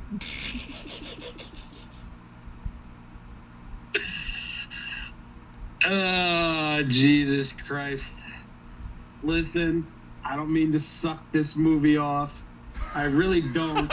And it's not because I have a lack of creativity or anything like that. But every vagina and butthole quivered across the world when Robert Pattinson said, "I'm vengeance." Oh, bro, you ain't lying. No. I remember the feeling I got in my stomach, in my heart, in my asshole, when this man broke bro's arms in 3 places, kneels down, and all you can hear is his breath and the raindrops. I'm vengeance. My God, if I had a vagina, I'd offered it up to right to fucking Robert Pattinson. I haven't asked, so I can offer that up to him. But like he said, there's billions of fucking Batman one-liners, 98% of which I'm sure I've never experienced in my life, because trying to find the Batman 66 series online is fucking nigh impossible. That was a history lesson in and of itself. Yeah, I But bought. anyway, I had to buy it. digress. That is 3. Rob, that's actually 4.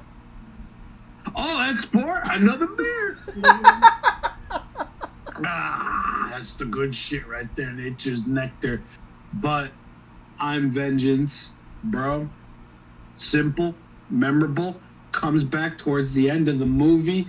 It's a pivotal fucking moment for Batman. And Robert Pattinson delivers it fucking perfectly. Cheese and all. Fire. Damn me to the bowels of hell. Suck the air from my blackened lungs. I don't care. I'm vengeance. That's it. JR? This one's hard, man, because like in the Batman alone, there's so many great ones. How at the end he's talking about how he shouldn't just be vengeance, he should be more. Of course, I am vengeance. Just there's a shit ton. Thumb drive. But I'm not wearing hockey pads. I can't. I say that 6 times a week, dude. No, it's done. Dude, it's so stupid. It's something I would say. It's that stupid that I would say it on my day-to-day. I have to give it to him not wearing hockey pads. It's just so dumb. There's dumb lines in the Batman movies. Trust me. Good God, Clooney and Batman and Robin. This is why Superman works alone. Shut the fuck. I'm not wearing hockey pads. I changed my mind. This is why Superman works alone. Oh, no, I already wrote down I'm not wearing hockey pads. That just took up the whole page. But no, I'm not wearing hockey pads. I'm not wearing hockey pads. Bro, I do it. You know what? Playing the Arkham games, right? And in Arkham Knight, you have the, you get all the bad suits, and it has like a line or something. And when you go to the Christian Bale suit, when you go to that Dark Knight suit, it said, he's not wearing hockey pads. And I'm like, oh my God, it's true. I'm not wearing hockey pads. Just fucking love that. It's so iconic, and it's so not serious in a very serious movie. It's like, where did that come from? It's true. It's true.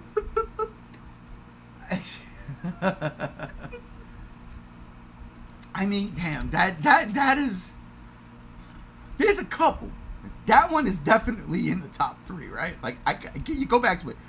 Vengeance is another thing. You know why? Because I love that Catwoman calls him Vengeance in that movie. Yeah. She doesn't call him Batman or B. She says B maybe once or twice, but she calls him Vengeance, and I fucking love that.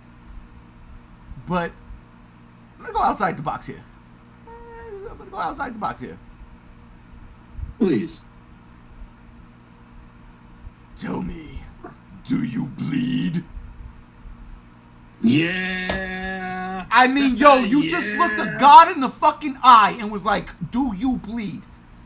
Hey, Batman, it's ballsy. And I'm not saying that because I just got that fucking armored Batman from BVS. Uncle Todd, I love you. That figure is one of my all-time favorites. I fucking love you.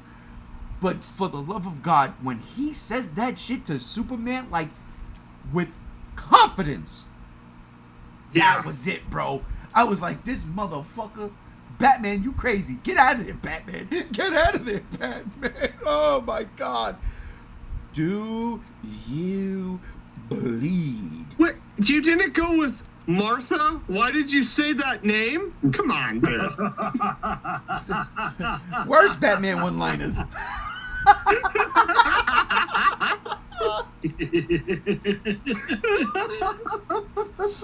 Oh my God. Shit, why not? No, hell yeah. No, it would just be that. And honestly, but you know what else? You know what really comes close?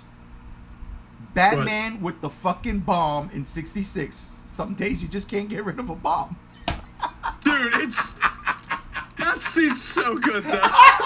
It's so good. I love that scene. Yo, he's running this way, and then the marching band comes. He runs the other way, and then the fucking carriages, the baby carriages. It is the funniest fucking thing ever.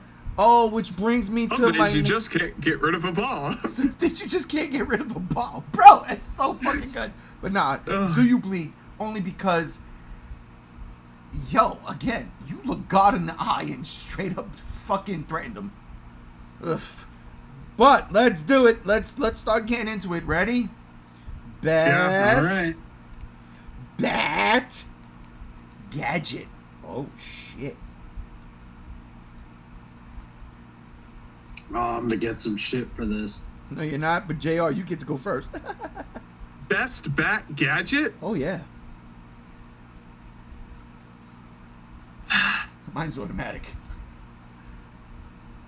Does the armored bat suit count? Ooh, you know.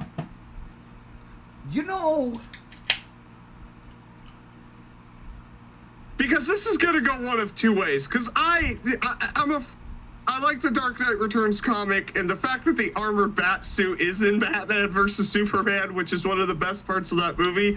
If it counts as a gadget, I'll go that route. Because he had to make that shit with Alfred. But if it doesn't, this is gonna be a total change. It doesn't. That'll come in a different category. Okay. The bat shark repellent.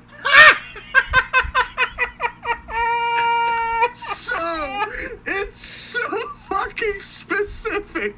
There is one use for it. There's one use for it, and it's to repel sharks. And it's not just in the 66, it's in the Lego Batman movie as well. That shit came around full circle. There is nothing more iconic. Like, Bat Shark Repellent is up there with the Batarang. It just is. It's iconic. It's there. It is my favorite. It's stupid. It's goofy, but you know what? When you think of Batman, again, Batarang, Shark Repellent.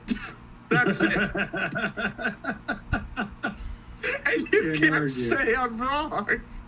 You're not. That's the thing. So, Rob, what is your best Bat gadget?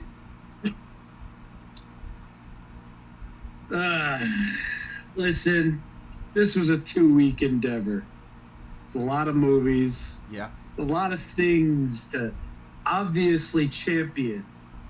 You got your Batarang, got your grapple gun, you got a little bit of everything, right? Nothing in those 2 weeks of watching movies came even close to getting a gaffe, a goof, a guffaw, a lol, a laugh my fucking ass off more. The fucking Bat credit card. It's a gadget. It absolutely is a gadget. Don't you dare tell me otherwise. This motherfucker has a whole fucking credit card in the name Batman to make purchases at a moment's notice that'll be tracked by the federal bank. Are you fucking kidding me? It has to. I would say it counts, dude. Listen, Come on. This is why it's a sequel to 66, bro. That was Batman and Robin, right? Yeah. They is. said, fuck it, throw everything at the wall. It's the Bat credit card, man. Dude, it's the natural evolution of the shark repellent. It is. Credit card. You never know when you're gonna need it. You never know. Don't leave home without it. Yeah, it's so good.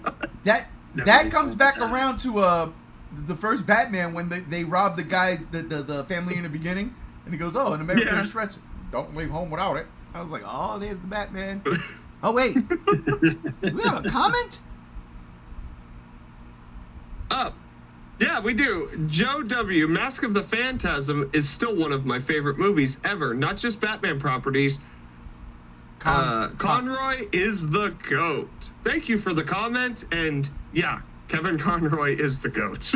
I'm just glad you'll hear no cross takes from us about Kevin Conroy being the Batman.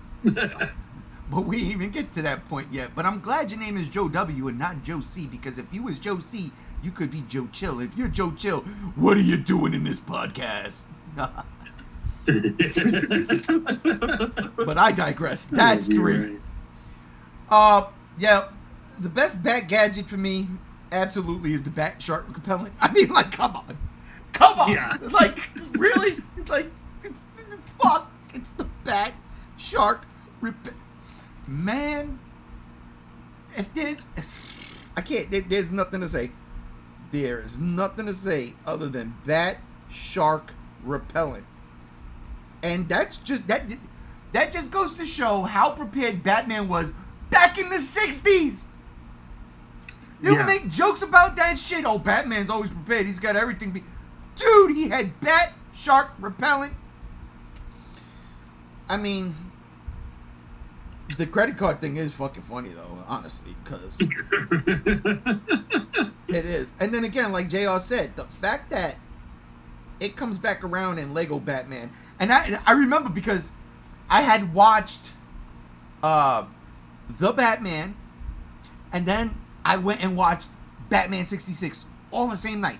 Because I was like, we're going to start, this is how we're going to start. We're gonna, like, when it came to me, when it was like this idea started to formulate, I was like, I just watched this fucking movie. This movie's fantastic. It's the last Batman movie as of right now, let me go to the first one. So I watched Batman 66, and it's just the juxtaposition is so fucking crazy. The next day, I watched the Lego Batman. And when I saw it, I was like, oh, it's got to be automatic. It's got to be automatic because there it is. It's in this movie. So it made it in 2 movies. It's the only other gadget outside of the Batarang to make multiple movies. Yeah. And the grappling hook, but the grappling hook, that goes without saying. It goes without saying. Although, honorable mention, the fucking the bat lore, the sonar thing that he in Batman Begins, he throws down the fucking the stairs in Arkham. Yeah. And all the bats come. That's a fucking dope gadget. That is dope. Exceptionally. Like, there's a lot of great Batman gadgets, but, shark repellent. Shark repellent. And bat credit card. All right, let's start. Here we go. Because I don't want this live stream to be too long, and I don't think it will be, but the best version of Gotham City. Ooh. Yep. All right. Yep. All right. Rob, I'm gonna start with you. As if y'all notice, I'm playing ping pong back and forth. Well, I can tell you one thing right off the bat. It's not the fucking Nolan trilogy. Yeah. They didn't even know what Gotham was, and 2 of them in Chicago, and 1 of them is New York. What the fuck? Yeah. No. So, Gotham, as we all know, and for anybody watching this podcast now or later into the future, it's the scum of the earth. There's crime around every corner. You look at this city and you can fucking smell it. It smells like the fucking sewer grates in the Hamptons in the middle of July. It's not nice. And we've had multiple iterations, Lego, animated, fucking live action and everything. And one to me stands out as just the best, definitive, indefinite Gotham. It's gonna be Tim Burton's Batman for me. Yeah, I know. I see your face, JR. I know. We have the Batman. We have not the Nolan trilogy. We have Zack Snyder. We have Batman the Animated Series, which, yet again, damn me to the bowels of hell. But something about Gotham always came off as rather gothic to me. And it's not just because of the name. And when you see that shot in Tim Burton's original Batman film, y'all know what I'm talking about, where you see this city that looks like a horde of maggots of just infrastructure, just crawling over itself, just sticking out in every which fucking way. That, to me, is Gotham. And that wasn't my first Gotham, because my first Gotham was the animated series. I'm sorry.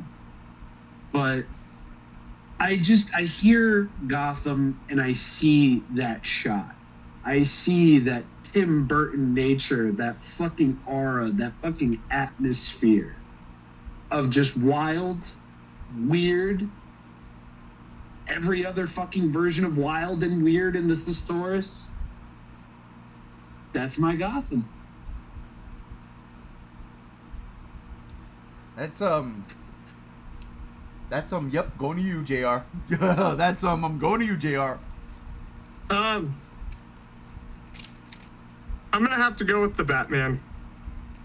I love, one of the things I love about 89 and Batman Returns is the gothic aesthetic to Gotham. I really do love that aesthetic. But the Batman's Gotham, like, the city's like a character in of itself in that movie. It's so much of a shithole. Like, it really portrays a shithole. Run down abandoned buildings with crackheads running around or drop heads and just overrun with gangsters and homeless people all living in an abandoned orphanage. It just comes off like Gotham's a shithole. And I like how the Batman portrayed the city. Again, Tim Burton did a fantastic job, and I do not disagree with anything you said about it whatsoever. Did we lose JR? We lost him. Yeah, his audio went out.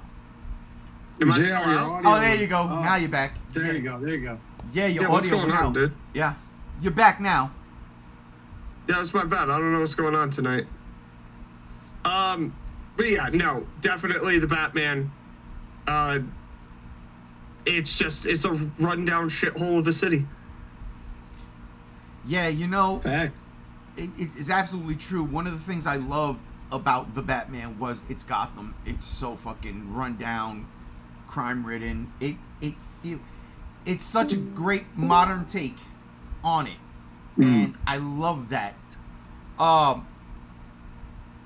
The Nolan movies, though, the Nolan trilogy, granted, it's clean. It's it's Chicago in 2 movies, and in that 3rd movie, it's now New York City. But the Narrows in the Nolan trilogy was exactly what the Batman expanded. And Yeah. I was like, wow, that shit is fucking dope. But it's Gotham. Gotham sounds like gothic, and who better than Tim Burton? And Rob is absolutely right. As soon as that first shot, and it says Gotham City, like they established that that's Gotham City. You don't need to do it. You made a Batman movie. What is it, Metropolis? Of course not. You know it's Gotham, but they established it as Gotham City, and just that dark, grimy feel, and the fact that the whole movie is made on a backlot. It's made on a backlot. Yeah. And it's Yeah. like, it feels right now. In terms of like Batman comics and shit, I like my Gotham City to be like that, definitely. But I like that street feel. That's what you get with the Narrows in the Nolan trilogy. That's what you get in the entirety of fucking the Batman. You get that street feel. But there's still some clean feelings of the Batman. There's some certain things that just feel clean there, right? Yeah. I don't feel that with oh my god, Burton's movies, especially especially Batman '89. Batman Returns really felt like a fucking studio lot movie, but Batman '89 didn't. It felt like that Gotham was real. It was there. The cathedral at the end. I mean, like, the Joker goes, pick me up in 5 minutes. He looks up, make it 10. It just feels right. It's all that gothic nasty shit that I really, really love, and that Tim Burton excels at. That is the best Gotham. Like, it really is, man. And you see, like, I mean, you look at the Arkham games and you see how much they took from those Burton movies. You see it. 100%. There's so much of that weird architecture in those games. And granted, a lot of it also looks like the Nolan movies. But fuck, yeah, nah, man. I tell you, that Gotham to me was always like this gothic place and shit. That's why I'm going with Batman 66. Batman 66 just had the best Gotham because everybody was happy. What did Batman need to be around for? Everybody's happy. It's always sunny. There's no... What's going on there? Yeah, what's going on there? No. It's Tim Burton's Gotham. Like, it really is. That is Gotham City. That Gotham has character. Yeah. That Gotham has character. It really feels lived in. And don't get me wrong. As much as I don't like these movies, Schumacher's Gotham is a fucking acid trip. Absolutely. It's Batman and Robin. There's literally giant human cathedral buildings. I'm like, what is this shit? Right? Dude, it's like the fucking first boss in God of War 2. You fight a giant statue. Are you kidding me? You're fighting the Colossus. That's all the fucking city's made out of. Who got the budget for that shit? Like, I'm so confused. And When practicality, it comes too. to Schumacher, bro, it's better to just sit down, look at what you're seeing, and just acknowledge. And that's it. Gotham's like, yeah, we need to build half of our buildings out of giant Colossus humans. All right. Where are the windows going to be? Oh, we just won't have any. Oh, and a lot of neon spotlights, which is crazy. Yeah, for no reason. For no reason. What? This is... Hey, man, there's reason to it because it looks cool.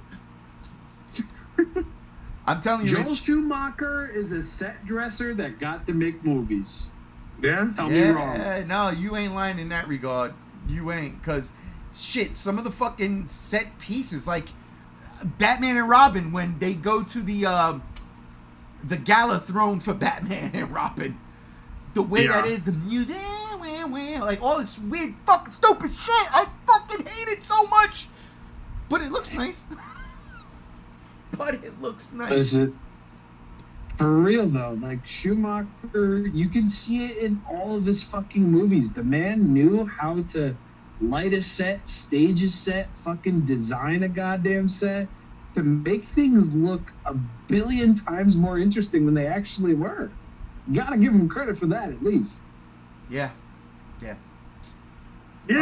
All right. Well, speaking of things that look good. Ooh. One of Batman's biggest gadgets, not biggest gadgets, but one of Batman's mainstays, I mean, let's be for real here, it's the fucking Batmobile. So, which movie had the best Batmobile? And I'm going to start with you, Jay, up. God damn it. Fuck. See, this one's... I've been dreading this one. I can tell you right now, it's definitely not BVS. That was a weird. I don't like that Batmobile at all. I don't that like and that the Batmobile. Nolan trilogy. I don't like the Tumbler. Ooh. Okay. Yeah. Neither do I. It's practical. 89's Batmobile is fucking iconic, and I love it. But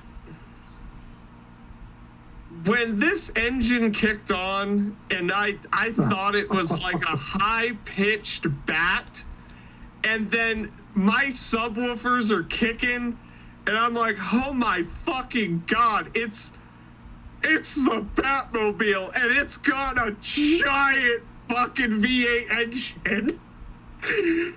And it's just the greatest shit ever with one of the best chases of all time in a Batman movie. Yeah, you kind of fall in love with this Batmobile, so much so that I'm still wanting that figure Christmas.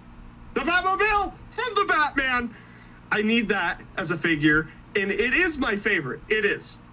Its entrance reminded me of 2014 Godzilla with the tsunami and shit. That's how it felt to me. Wow. To reveal the fucking Batmobile, and it's Wow. like, bro, let's go. It's simple.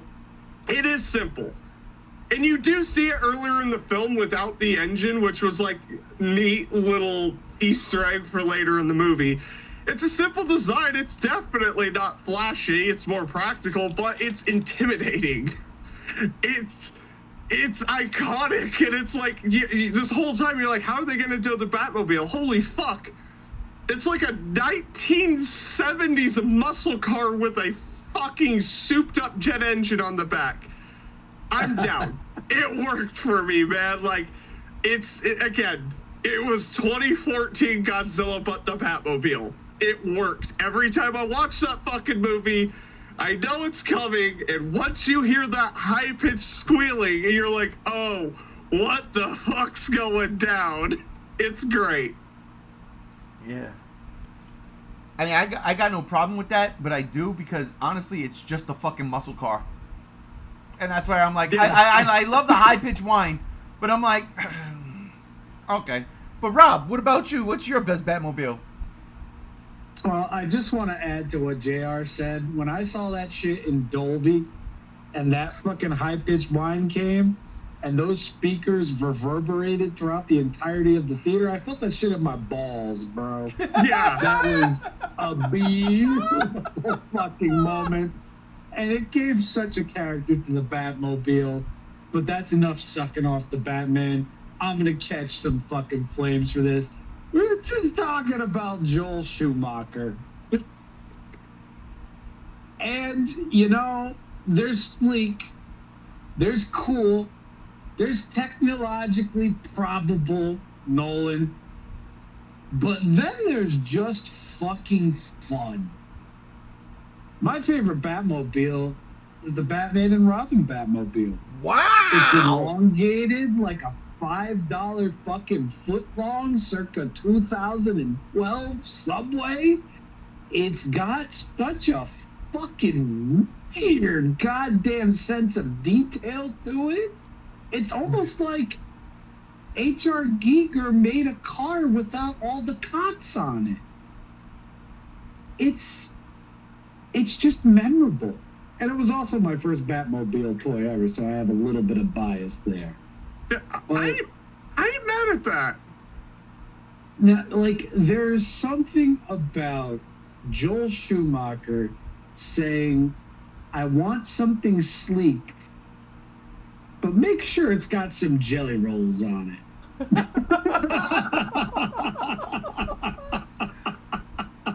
This thing has jelly rolls and fucking goddamn gigantic bat wings on the side of it.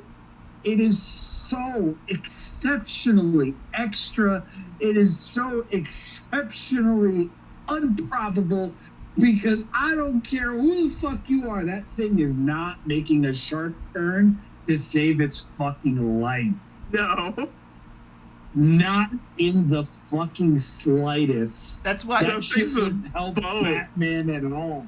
That's why that original Batmobile had the fucking grappling hook to make those sharp turns. Yeah, exactly. But I mean, the projectile on the front, the fucking wings on the side, the ripples, the sleekness to it, the Giger-esque look to it.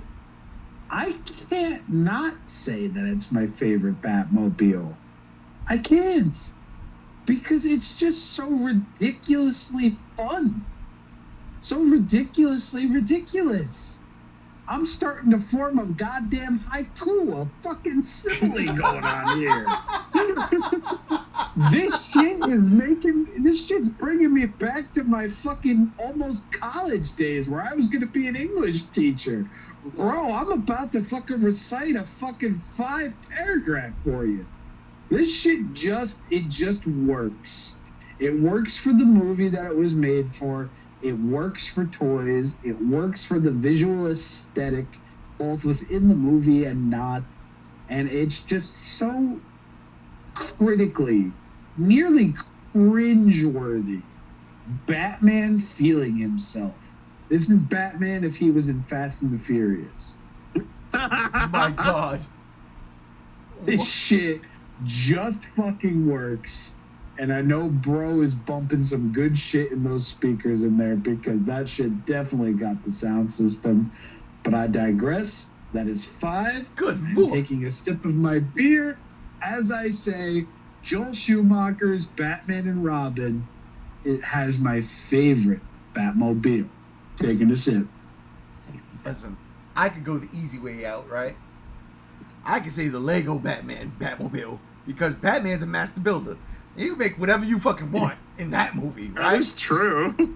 But that's the cheap way, and we've seen him do it. Like in the opening, he's building that Batmobile. It's a Batwing, Batmobile, Bat Tank, everything.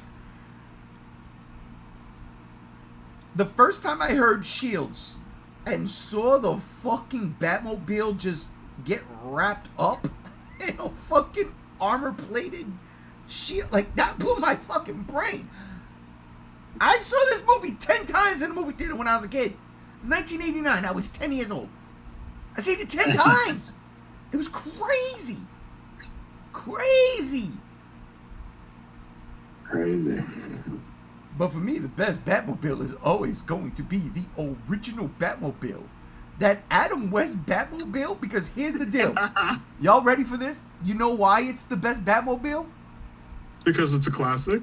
No, because of the fucking fire in the engine that do. Every fucking Batmobile from that point on has that. The OG Batmobile, even your Batmobile has that shit. Every fucking the fucking Tumbler has it. The BVS Batmobile has it. The Lego Batmobile has it. Every Batmobile has that fucking. And I'm not a car guy, so I don't know how what to call this. The exhaust pipe, that giant exhaust pipe that shoots fucking fire. Shoots. Yeah. You know what? Adam West did it first. That is the and it's got a siren, bro. It's got a siren. It's got a fucking siren. It's got a siren light. It's a convertible, 2-seater. The color scheme is dope. The bat symbols on the doors. The bat wings on the back. Aerodynamic, quote unquote. Good God, this thing is beautiful. Like, seriously, don't you understand that Batmobile getting rolled around? That Batmobile is better than the Tumbler. Like, if people listen, it's just a classic fucking look. It is the great. I love it. I can't. The OG Batmobile, it set the standard for everything else after. Does it have all the trickery and gadgets? No, it don't. You know, the fucking '89 Batmobile had again shields. Oh God, shields! That shit blew my brain. I was like, whoa! Then he goes into fucking Axis Chemicals and just blows everything up, shields up. Drops a bomb. It's like, what the fuck? It was absolutely insane. I love that original Batmobile. Mine is Batman 66. 66. Speaking of 66ing, it's that time of the podcast where I go, JR, take over, because I'm going to... Oh, you're good. Yeah. Oh, so I'm going to take over, and I'm going to say, Rob, plug your shit. Plug my shit? Hello, Look. I'm Shinrob Jira. I talk about Godzilla toys and other toys of other assortments on my channel. I just released a review of the SH Monster Arts Godzilla 1954 poster color version. I'm quite happy with how it turned out. I'm quite happy with the figure itself, which isn't exactly a rarity these days because I'm a lot less cuntish towards SH Monster Arts as a whole. And you can find me on Instagram, TikTok with a underscore at the end. Used to be Facebook. I really don't use that anymore. YouTube as just Shinrob Jira.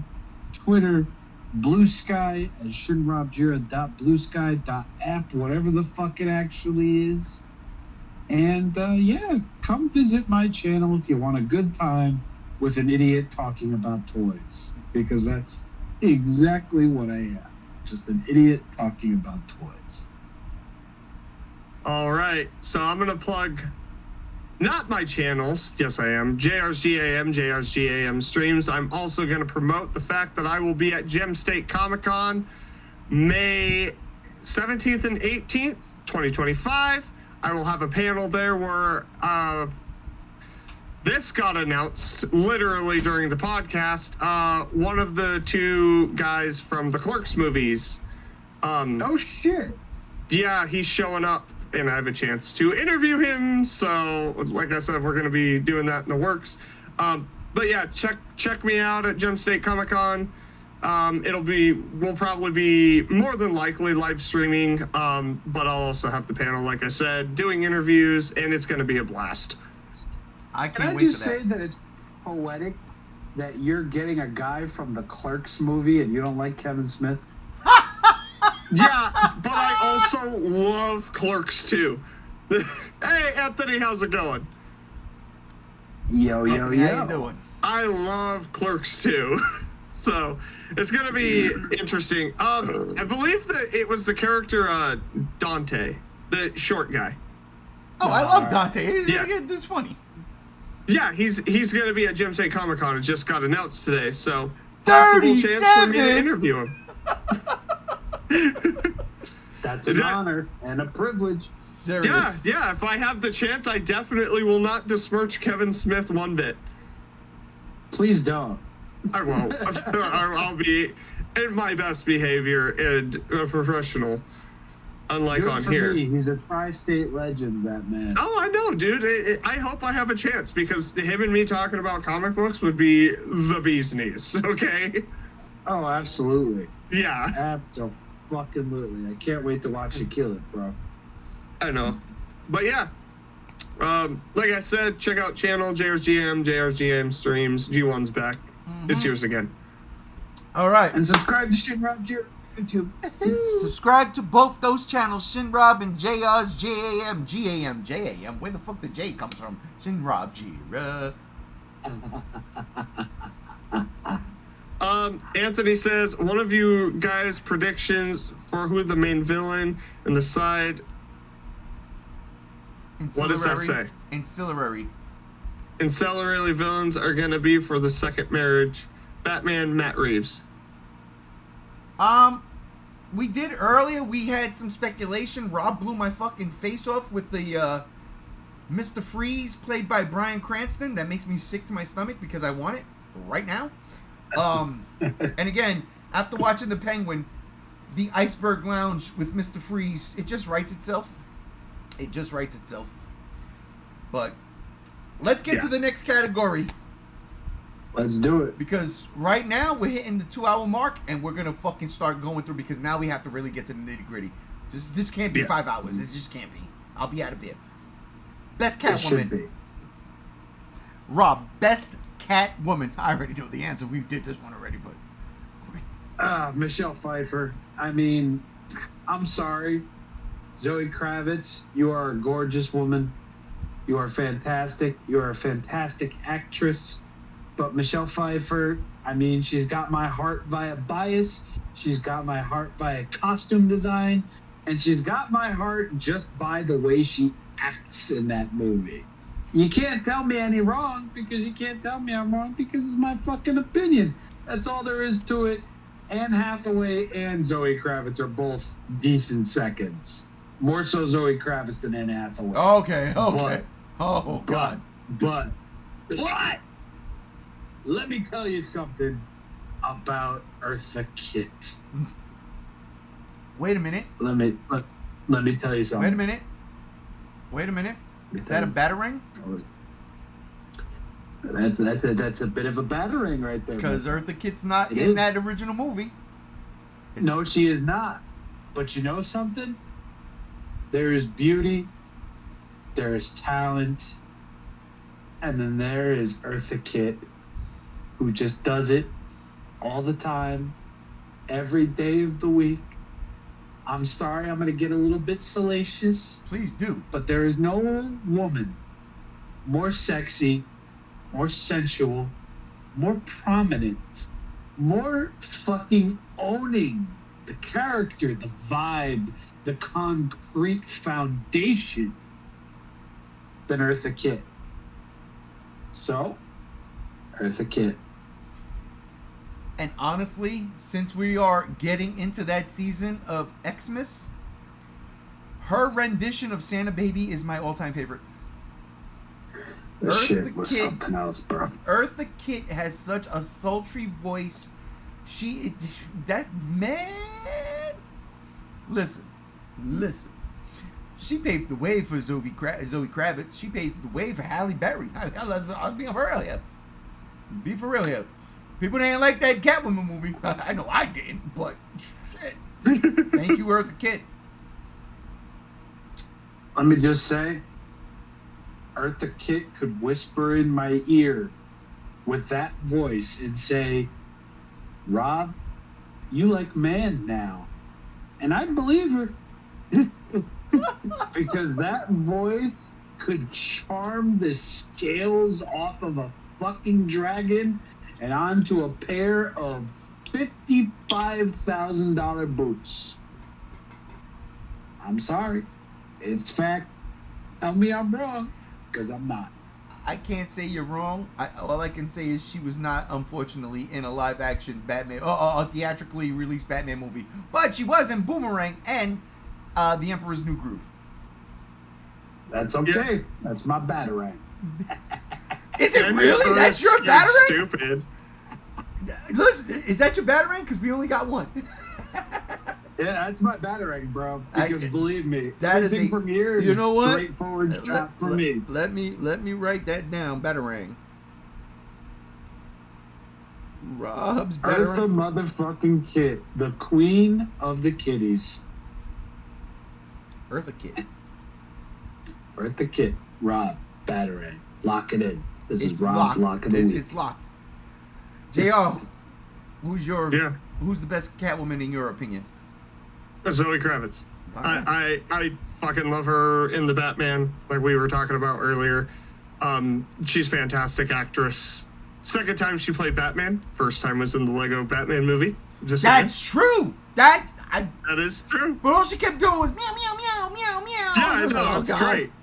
How did she make meow sound so sexy? Because Eartha Kitt was dead. JR the furry. Yeah. That's why. I'm a furry. Yeah, Zoe Kravitz. She fucking.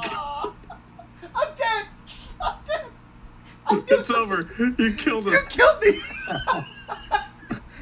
I know how I'm showing up to your fucking panel.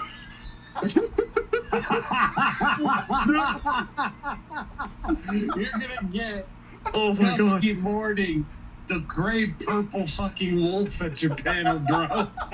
Oh Jesus! Hey, you know what? It's okay. If you're a fan of my channel, it's fine. I don't care. You know that episode of Batman the Animated Series where Catwoman actually turned into a cat because Dr. Milo turned her into a cat? It was supposed to be like Dr. Moreau. I'm gonna come dressed as that. Meow, bitch. Ray is a furry confirmed. Now I am. It's over. But yeah, Zoe Kravitz, she killed it. Fantastic Catwoman. Fucking what's her fuck from The Dark Knight Rises is terrible. It's the worst. Anne Hathaway. Yeah, awful fucking Catwoman. Truly awful. Yeah. Listen, not to be a filthy fucking man or anything, but her butt looked fine in that fucking pantsuit. I'm sorry. And I love Anne Hathaway as a fucking actress. She's fantastic. But whew, dear Lord, she dabbing my forehead with the sponge. She really did get on that bat cycle a certain way though. She did. Oh, she absolutely did. She really did. There's very few ways that I wish I could be suffocated by, and that scene. It's all over. It's all over. It's all tears drown in this. Oh God. Oh no! Speaking of all over. I might have to go upstairs and break my promise, but it's all right. It's okay. It's okay. Because honestly, you got to put some ice on the dick for this one. But Michelle Pfeiffer is the greatest Catwoman in a motherfucking movie, bro. She really is. Michelle Pfeiffer. I mean, I still think she's hot, but in her prime, she was a fucking flawless woman. Flawless. There was something about her. She had this look that, I don't know, the girl next door, the mom next door, I don't give a fuck. Let's just fuck next door, right? But when she becomes Catwoman, that whole fucking thing, that whole transition, from her walking into the door, drinking the milk, she's completely zombified. She's Solomon Grundy, by the way, just so you get it. She's Solomon Grundy. There's a couple of villains in that movie. She's Solomon Grundy. But when she fucking puts that suit on and that she smacks, she breaks the fucking hello there sign so it could just say hell here. Come on, man. That's an iconic shot. It's an iconic Absolutely. shot. And her in that suit looked fucking fantastic. And then, as Rob pointed out at the very beginning of this podcast, that shit was a little bit on overdrive. I mean, I haven't seen a Tim Burton movie that was that sexy. Seriously. Like, ever. I don't think he's ever done it. Yeah, I don't think anything even came close to that, like, as a whole. For real. And I think the chemistry with Keaton was definitely there. Her cat, but like just in terms of her Catwoman, she nailed it more than the other ones. She became a cat. The others were just cat burglars, and I get it because that's what it was. But in terms of comic book shit, it's Michelle Pfeiffer. It's Michelle Pfeiffer. She's doing I mean, look, she wasn't Miss Kitka from, Batman 66. I think it was Julie Newmar who played that. There were 3 Catwomans. It was Eartha Kitt, Julie Newmar, and another one. I forget. Either Julie Newmar or the other one was the Catwoman in the Batman movie. But Miss Kitka, beautiful. That Catwoman suit, perfect. She, perfect. But Michelle Pfeiffer took it to another level. The whip, learning all that shit. See, this is things that Zoe didn't do. Stupid. The other girl didn't do. Anne Hathaway didn't do. Anne Hathaway. Michelle Pfeiffer was doing her own stunts. That shit with the whip in the fucking store, where she whips the heads off of the dummies. That was a one-shot deal, bro. She did that in one take, and then started to fucking jump rope with the whip. Bro, talk about turning on a little boy, bro. Hey. How you doing? I got chills. They're multiplying, even though she was in Grease too. But you know what I'm saying. Yeah. Yeah, we don't talk about Grease too. We don't, but we could talk about Michelle Pfeiffer. No, we absolutely can. She's the only reason I watched that movie. Yeah, I think I've only seen it twice, honestly. But I've seen Batman Returns more than that, and I hate that movie. But no, she was dope. Bruce Wayne? What the hell are you doing dressed as Batman? He is Batman, you moron. Yeah, girl, you tell him. Was. All right. Here we go. We did Batmobiles. But here's a question. Batman has had more than just the Batmobile. He's had multiple other vehicles in his arsenal. So what are, in your opinion, the best of the vehicles? We've had the Batwing. We've had the Batcopter, the Batboat, right? We've had the Batcycle or the Batpod. We've had the Bat. We've had the Bat. We've had the Crawler, the Nightcrawler in Justice League. We had the fucking Bat Carrier. I mean, this motherfucker Batman built a motherfucking literally built a helicarrier. He built the Bat Carrier for Justice League. But we had all these other vehicles. I mean, obviously there's one in particular because it has iconic moments. But what are some of the other Bat vehicles that just rock? I'll start with you, JR. Okay. You know what? The Batjet in '89. I like the Batjet in '89. I think it's fantastic. Excuse me, what? The Bat what? The Batjet in '89. It's called the Batwing, you son of a bitch, get it right. The Batwing, I'm sorry. No, I like the Batwing in '89. One of my favorite moments, other than how cool it does look, it's literally like the Batman symbol is when it pulls up, stops in the moon, and it is just the bat signal. That was good. That was good.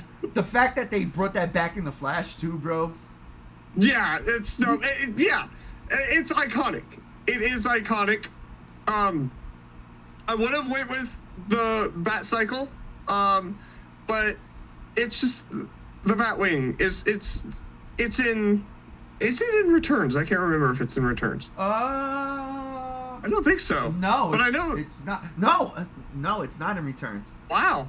Yeah, but we have it in '89, and then in Flash. Let's just call it Flashpoint. It is kind of a flashpoint, and like the Batboat makes a return in like one of the other Batman. Oh, Batman Forever. Yeah, Batman Forever. The Batboat's in it, and then there's the Batmobile with the skis in Batman and Robin. Why? Yeah, all of the vehicles have the skis in Batman and Robin. I'm like, what is this shit? Oh, prepare for everything, huh? Prepare for fucking everything. So, But yeah, no. For me, the Batwing, because there's been so many different iterations. I mean, Batman always has a plane. BVS. It's not the same one, but the Batplane. He Batwing, did have a Batwing. He did have a Batwing. The Lego Batman movie, it's in there. The Lego Batman movie has everything, though. So, but yeah, the Batwing. It's iconic. It's just as iconic as the Batmobile, at least for me. Rob, what about you? Okay, so I'm gonna take it back to the mid to late 2000s, real quick, with Christopher Nolan. I ain't gonna fucking lie. I don't like the Tumbler. I really fucking don't. I think it looks like a goddamn ravioli on wheels. I'm sorry. But when that shit gets fucking junked and Batman pulls up in the Bat Pod, and it's so sleek, so minimal, such to a point where the cape is more of a body than the actual body of the pod, and you hear that sound design, I don't know if I can definitively call it my favorite Bat product vehicle besides the Batmobile. But let me tell you, when that shit comes out and fucking Christian Bale is going all American Psycho on that bitch, sounding like a goddamn Star Wars Episode 1, The Phantom Menace pod racer, It does. I fuck with that fucking heavily. Sure, it's two monster truck tires on a goddamn barbell Kit Kat bar. I don't give a fuck. Sometimes there is a moment and a scene that just makes things that are so minimal seem so awesome. And I will give that to Nolan. I will say the Bat Pod, I believe it's called. The Bat Pod, yeah. It's one of my favorites. I didn't already use my Batarang, I would have said something else. But Eartha Kitt deserved it. I got a Bat Pod up here with Mechagodzilla on top of it. A Super 7 reaction Mechagodzilla chilling on it. my shit. Honestly, that Mechagodzilla and that Bat Pod go together like garlic butter and a toasted piece of potato bread. Jesus Christmas, bro. Stop with the shit like that. Come on. I haven't eaten yet. No, we just had Thanksgiving. Come on. What are you doing?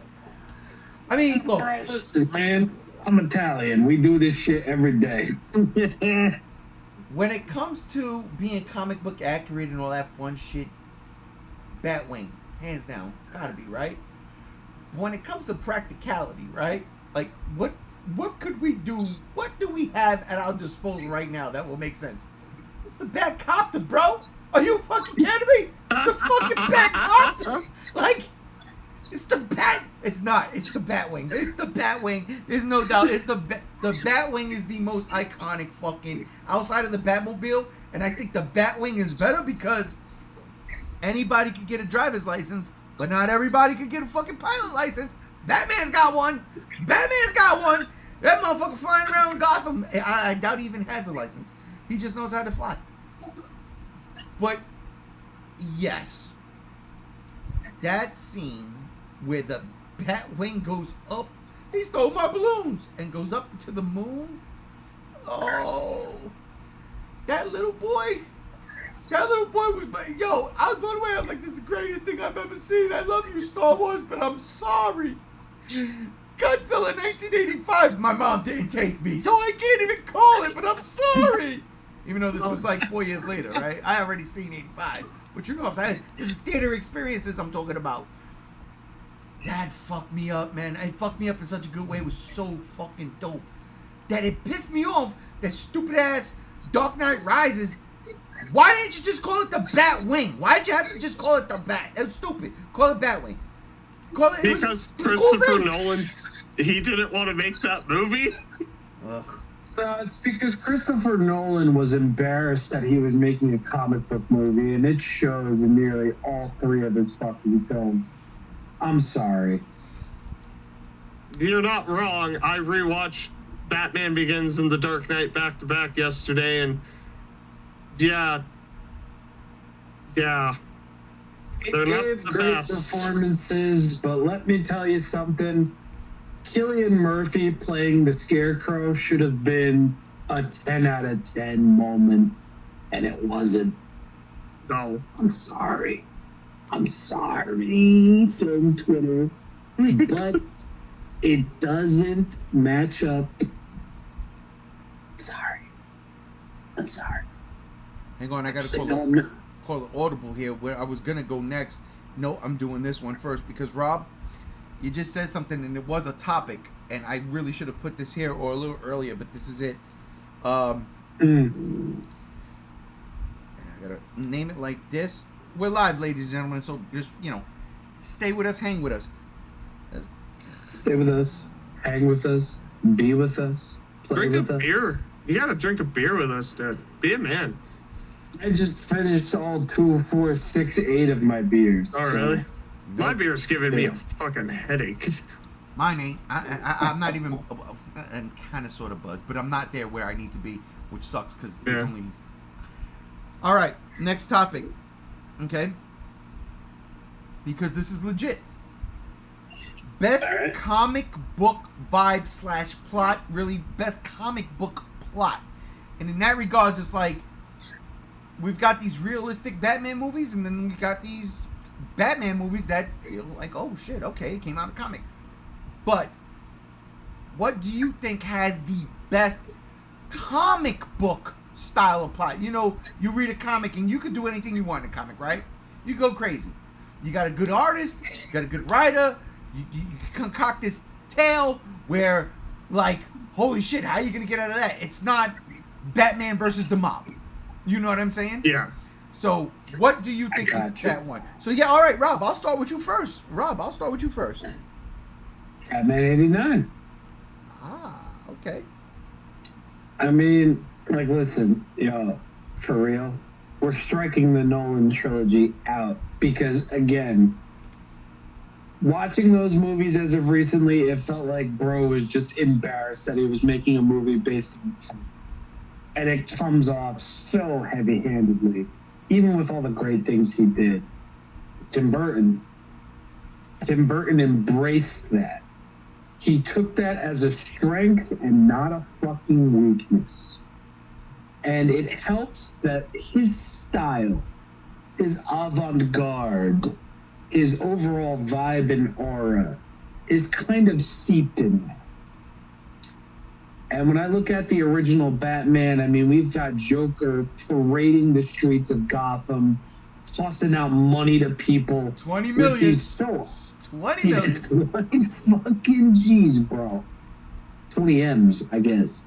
And he's got these balloon floats that look like Tim Burton paintings. The backdrop of Gotham is strange and twisted and everything. I really don't think you get more comic accurate than that. I mean, Mask of the Phantasm is obviously like right fucking there.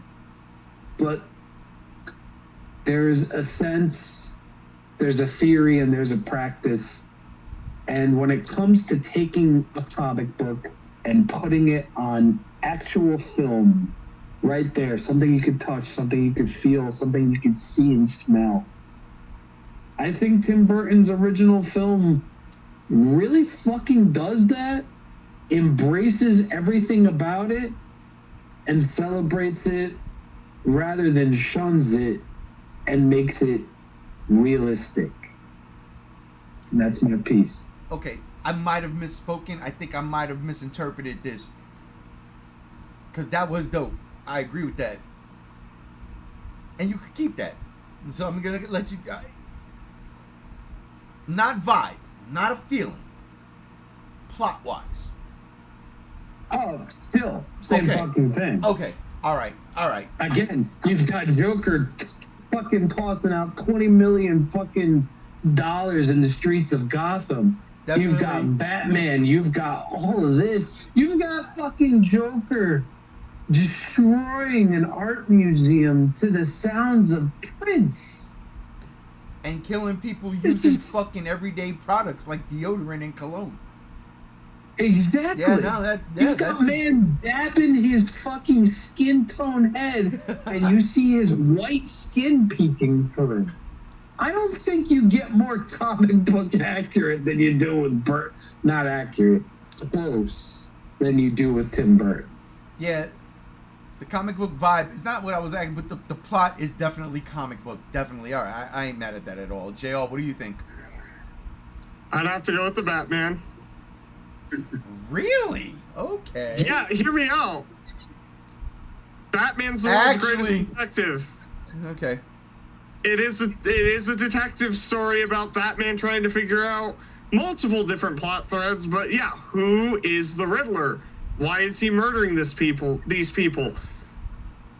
He's doing detective work. That's how Batman started. The world's greatest detective. I dig that. That's one of the main reasons I love the Batman so much, is just because it takes back Batman to his roots in comic books. It's not a big epic Christopher Nolan fucking we made this shit up. It is a adaptation of what could very well be, which I know different elements from different Batman comics it takes from. It's just like one of those, especially with the plot. And I like that. I like that about it. It definitely, like, the Batman could be like a 5-issue series. Oh, easily. It's definitely Black Label.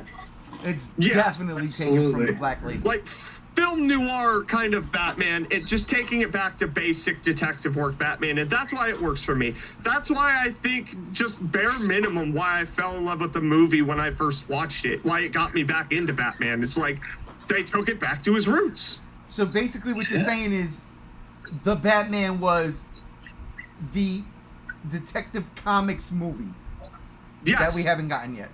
That's fucking fair. That's legit. And you can't tell me, like, out of all the Batman movies we have been talking about tonight, this is the first one where it is a Detective Comics Batman fucking movie. None of them are, they just don't go through with that enough. Whereas this one's like, no, he's Batman.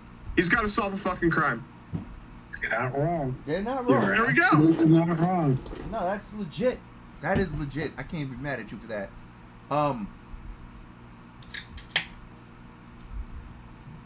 You might find this weird, but I've said Don't you dare. I've said this the very first time I seen this movie, and I didn't like this movie when I first saw it. I fucking hated it, actually. I was like, what the fuck? I didn't like it at all. And then as I watched it over the years, alright, what do I take from this? And then it fucking hit me. I said, oh shit, this is a comic book movie. This is a comic book movie disguised as reality. Batman Begins. I'm gonna tell you why.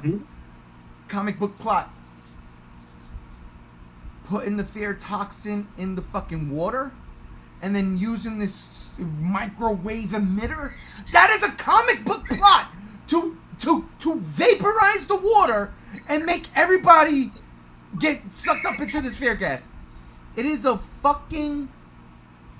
That's so comic book in a movie that wants to be real. See, the Batman, that is an absolute detective comic book. Literally, that makes sense. That works. There's no comic book plot, though. You know what I'm saying? Like, there's nothing where you can get that comic book vibe. Absolutely, Batman 89, totally get that. I mean, even Batman Returns, for the love of God, that is, you know, deformed man that lives in the sewers, all this crazy shit. Batman versus Superman is obviously the comic book plot movie of all comic book plot movies. Listen, right? I don't want to talk about how he butchered The Dark Knight Returns. Right, exactly, and we won't. But it was Batman Begins where I was like, I hated that movie when I first saw it. I did, because I remember all the marketing campaigns behind it. I remember everything, man. Like, we were going crazy. We were looking at, Christian Bale's talking about he learned this martial art, this martial art, this martial art, this martial art, to combine it into his own thing. I'm like, oh my God, we're going to see this crazy-ass Batman up on screen. And then when we get to the movie, it's nothing but quick edit cuts. You can't see a fucking fight. I'm like, what? What is this? It's fucking terrible. But as it goes to home video, as I watch it, and I'm like, all right, whatever. I realized, putting the fear toxin in the water and then using, again, a microwave emitter, that is so comic book, bro. That is a fucking bonkers comic book plot. And Christopher Nolan is utilizing that in this realistic take of Batman. It fucking won. I was like, okay, it won me over. I was like, okay, you know what? That's it. Because he ain't do it after that. He didn't do it after that. The second movie is about him going after the mob. Right? And it's got the Joker. The third movie? Falls off a fucking cliff. Stupid. It's stupid. It really is stupid. And there's a comic book element to it with the bombs, but it's not. It's a bomb. That's a real life thing. This microwave emitter thing, using that shit to vaporize the water that you put the fucking drug in, that's genius. That to me was fucking genius. They stole that and they used it in Arkham Knight.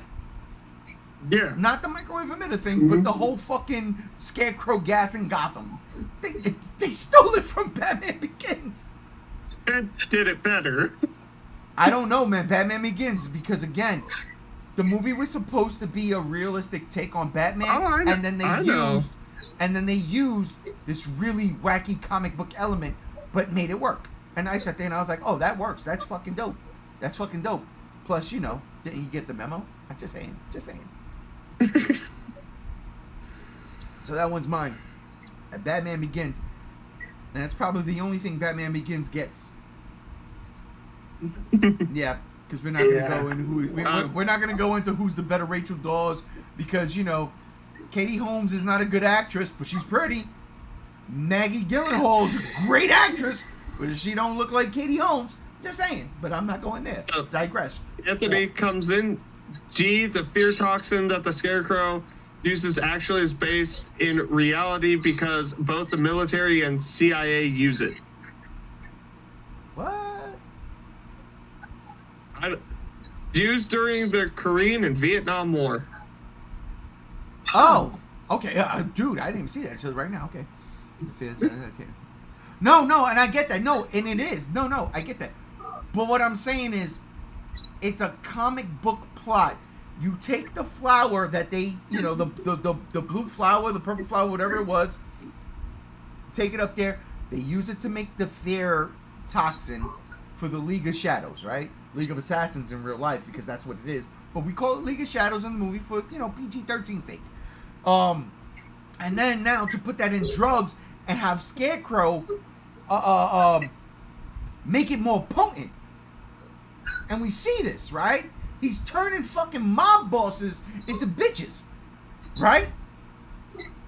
And they're putting it in the sewer system, so then this fucking microwave emitter. Again, it's the two-part of it. You know what I'm saying? It's the complexity. It's not just one thing. You got to do this. You got to have this to get this done. I thought that was genius. So it's not, we could put the fear toxin in the water, and when people drink it, they get scared of everything. No, it doesn't work that way. It's got to be aerosol. They got to vaporize the fucking thing. So we use this microwave emitter. Again, it's one of those things. Like, I'm not saying microwave emitters ain't real, But it's such a comic book thing to do. I loved it. That's what I did. I loved it. But Yeah, that's fair. yeah, I'm not gonna say it because I already did that. All right, look, we got to get down to the nitty gritty. This is going on longer than I wanted, and there's still some things we got to discuss. Like, what is the best Batman moment?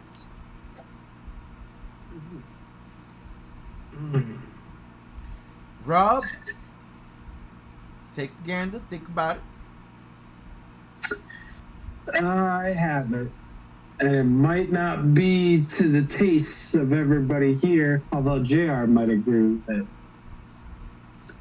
It's going to harken back to what I said earlier about one-liners. Because boy, was this a fucking moment.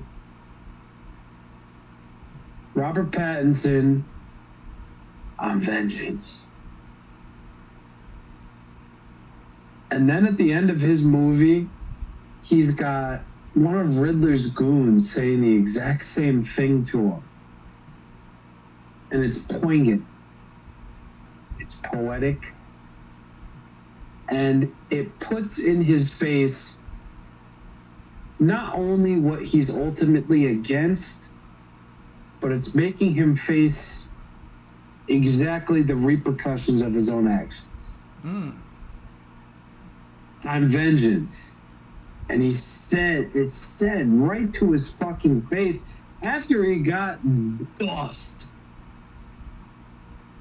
And that to me is a moment. That is a whole fucking moment.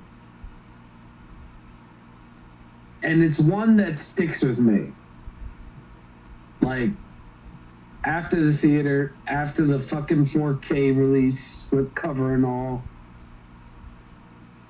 That's just a fucking moment, man. And it helps Batman become Batman by the end of the movie. Holistically. That is solid. That's my choice. JR?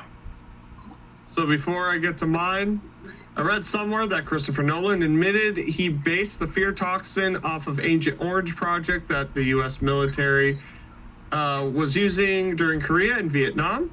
For me, the whole Batman movie with Robert Pattinson is my favorite Batman movie because it's based off the original Detective Comics by Bill Finger. Absolutely. Absolutely. And Bob Kane. Let's not, Bill Finger deserves his props because he designed Batman and all that shit. But, Bob Kane was writing the shit. So this was gonna be hard, man. Like, I'm thinking about it because there's so many out of all the Batman movies, all of them, there are fantastic moments. Even in the Nolan trilogy, even in Batman and Robin, there are moments in every single one of these movies. But two are fucking with me because I can relate to both of them, right?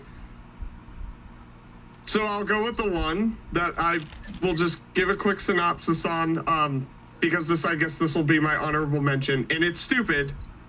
But in the Lego Batman movie, after all of that hype, all that celebration, he saved the day at the beginning. He goes home, he heats up his food in the microwave alone, he watches a movie alone, and he's just alone. That to me is a great Batman moment because I relate to it. But when that fucking stadium is flooding and the ceiling in the Batman explodes and Robert Pattinson comes down and starts beating some fucking Riddler goon ass. It was almost 3 hours of build-up to that badass shit. That to me is a Batman moment. We could do the sentimental shit all day, but at the end of the day, it was Batman beating some motherfucking much-deserved ass, and he was killing it. I fucking loved it. The Robert Pattinson and the Batman, that specific moment for me when he comes down, the music flares and he just starts beating some ass. And no one's dying. He's not killing the goons. God, how hard is it not to kill people? Jesus fuck.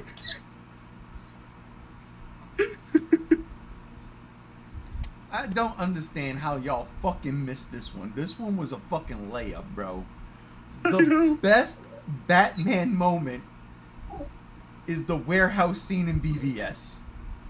It is Batman Unchained. It is what we wanted to see, a legit...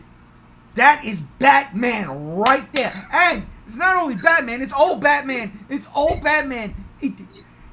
He says in the movie, they in BVS, Batman at this time, Bruce Wayne, doing this shit for 20 years. 20 years. And in that moment, going to save Martha. All bets are off. He is back to being 22 years old. He is back in his fucking prime Batman because he has to save Martha. And what he does in that sequence is the greatest Batman on-screen moment ever. Ever. Like, because you could see it. You see, Christopher Nolan has some good shit, but you can't see it. You can't see it. Robert Pattinson, he beats up a couple of goons. He beats up... It's fine. It's cool. And they're good. It's good. Sometimes it's good beatings. But Ben Affleck? Holy shit! That warehouse scene? And yeah, he does kill people. There's the grenade. There's that fucking crate to the fucking head, and there's a blood splat on the wall. And he's killing people. He murders more people in that than Jason does in Friday the 13th Part 2. You gotta understand that version of Batman knows that Superman and Kryptonians exist. They can crush people like that. So why the fuck are you idiots doing what you're doing? He got to get rid of fucking that Batmobile scene in that movie too. He's killing people in that one. He blows people up, no problem. I know. But so does Michael Keaton. Michael Keaton be killing people too. I know, it's terrible. Stop killing people, Batman. But no, listen, the best Batman, pure Batman moment where it's like, oh shit, that's Batman? Bro, it's that warehouse scene. And I could say, it could be him versus Superman. He fucks Superman up. Superman gets him. But he fucks Superman up too. But it is that right there where we see Batman, what Batman has always been, striking fear in the hearts of man. Bam. That one right there. Oh my God, it's that one. BVS bitch warehouse. Warehouse. Yeah, I can't argue with that there because, man, Zack Snyder, personally, he does a lot wrong. But that scene, he did it so fucking right. I was sitting there watching that scene, tapping the fucking X button. It was so goddamn good. I can't talk about it. I can talk about it. My favorite Batman comic is The Dark Knight Returns, which is what Zack Snyder based that Batman off of. And loosely, that Batman didn't kill people. I'm just saying. He may have thrown 4 fucking batarangs in some asshole's fucking arm, but he didn't fucking throw a crate in his face and his head explode, or throw a grenade at someone, or shoot someone, or throw someone out a window, or use a machine gun on the Batmobile or the Batjet to murder people. You see what the problem is? Yeah, I'm gonna quote the Cosmonaut Variety Hour in this. Zack Snyder seems like the type of person to read one comic and then drink a beer. Yeah. No, like, that wasn't his quote word for word, but it comes off that way very much so. Well, and it's immediately rectified in the Justice League movie. That's what's weird. Like, I'm gonna say his version, the Zack Snyder cut of Justice League, is much better than fucking Joss Whedon. But I'm gonna be real, it really isn't that much better. I'm sorry. You got fucking Joker saying who's gonna give you a fucking reach around? No. That was half of that movie. That was just 2 no. seconds of a 4-hour movie. How are you gonna? That was 2 seconds of a 4-hour movie. he just- 2 seconds of a 4-hour movie. Yes. Oh, and that was still a probable future. That was still a nightmare scenario. Timeline. That was a nightmare scenario. At the end of the day, yes, it's better. But if you need 4 fucking hours to make your fucking vision coherent, I'm sorry, no. See, I don't believe that because at least an hour and 30 minutes would have been trimmed if the slow-mo wasn't slow-mo. Fact. Sorry, bro. When it comes to Zack Snyder, Hey, I hate BVS, bro. I hate BVS. bro, when it comes to Zack Snyder, this is a literal frat boy making comic book movies. He doesn't understand Superman. He barely fucking understands fucking Batman. He 'Cause I don't really care. doesn't know about Wonder Woman, but I digress. Yeah, it's like, listen, I got my takes, but just no. We got a carrot. You So used the stop batarang already, so we can't even talk about Zack Snyder's cut. You used it already. I'm just putting my opinion out there. This is not my choice. I am just saying. I feel people will hold the Zack Snyder cut up to a certain regard. No. I hold it. I don't know where I would hold it. All right. I hold it to a better regard than what we got theatrically. Absolutely so, because it gets the point across. But ultimately, when it comes to somebody making a movie about content he shouldn't be making a movie about, it's Zack Snyder entirely. That's it. This is unbelievable. It's unbelievable. If you want more hot takes, I got them. Because I'm about to watch the Zack Snyder cut tomorrow. I gotta go take my car to the shop. 'Cause I got a slow leak, so I gotta get my tire fixed. But no, that's my plan for tomorrow. It's Snyder's Justice League.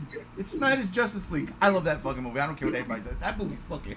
I sat there and I go, it's the same fucking movie. What was the difference? I see the same fucking clips that I saw in the movies, and I like that movie. I did. I like Joss Whedon's Justice League. I did. I do. Then I seen this shit and I go, it's not the same movie. There's the same scenes, but how the fuck did they turn that shit around and made something that I want? I'm salivating for the love of God. The whole dark side thing. I mean, come on, Martian Man. Like, look, that's not what we're talking about. It's not what we're talking about. I'm gonna throw this to you. I'm gonna throw this to y'all right now, okay? The next 2 topics, how do you want to play this? I want to know what you want to do first, okay? Ready? So, we've got, for the next 2 topics, the best Batman score or the best Joker? Score. Gotcha. Yeah. All right, score it is. So, JR? Yes. I swear to God, if you say the Batman, I'm going to reach through the computer, cyberspace my way through to you, handshake, take that keg of beer you got, bring it back so I can drink it. Listen. When he starts narrating at the beginning of the movie and that song kicks on, I've listened to that 9 times during this podcast. I love the score. I love the score to the Batman. I love it more so than all the other scores. Danny Elfman is a close second. I will not take away that 89 score. It is fantastic, and it continues on with the Batman animated series. I fucking love that series. I love that score. But the Batman just felt the mood and tone. It did. The sense of dread, mystery, when that Batmobile comes out, everything works with the score. It complemented the aesthetic that the movie was going for. If he doesn't come back for the Batman Part 2, I'm going to be pissed. He fucking better. Because I'm sorry, the Batman, as good as it is, won't work the same without that score. It's almost like when you get rid of Bear McCreary and Alexander Displat and you go with Chunky XL. I'm sorry, that's my Rodan. Ah! Why you bring up Rodan? Why'd you say that name?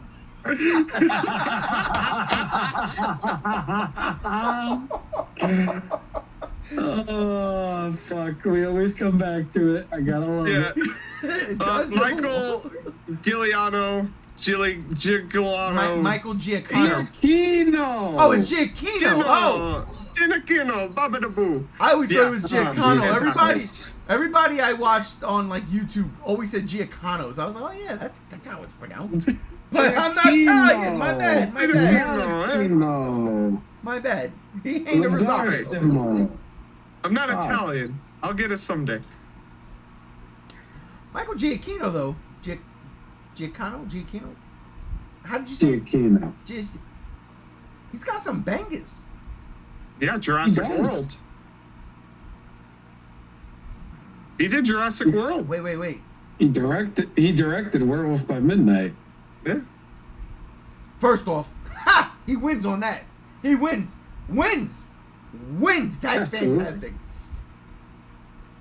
He did Cloverfield. Yes, he did. That's Another it. Matt Reeves production. Listen. You know me. I tell you straight up. I swear to God. Roar. That's as Godzilla's gonna get, and it's not a Godzilla movie. For the love of God. Roar is fantastic. I love that fucking that. We're not talking about that. We're talking about Batman scores. So Rob, oh my God, what's yours? And don't you say Raw. Michael Giacchino absolutely gave Batman something else. Michael Giacchino absolutely gave the Batman a good sense of aura and vibe. But here comes the but. Oh, God. Because nothing in modern day and in recent times, I'm sorry, will ever top Danny Elfman's fucking Batman score, because it is synonymous, it is semiotic, it is within the Batman genome and DNA strand. His fucking theme alone wins this conversation, in my personal fucking opinion, because it is felt in every movie, whether it's used or not. The Batman, everything. I'm not going to say BVS because it was scored by a fucking idiot with the goddamn recording program. Any user, Danny Elfman, Batman 89, moving forward. I can't say otherwise, and I love Giacchino's score. Absolutely, start to finish. It is a beautiful product. It is a beautiful body of music, sonically, integrally. That's not even the right word usage for that, but I don't give a shit. 8 beers in, suck a dick. Danny Elfman, to this day, has the Batman score, has the score for a Batman movie.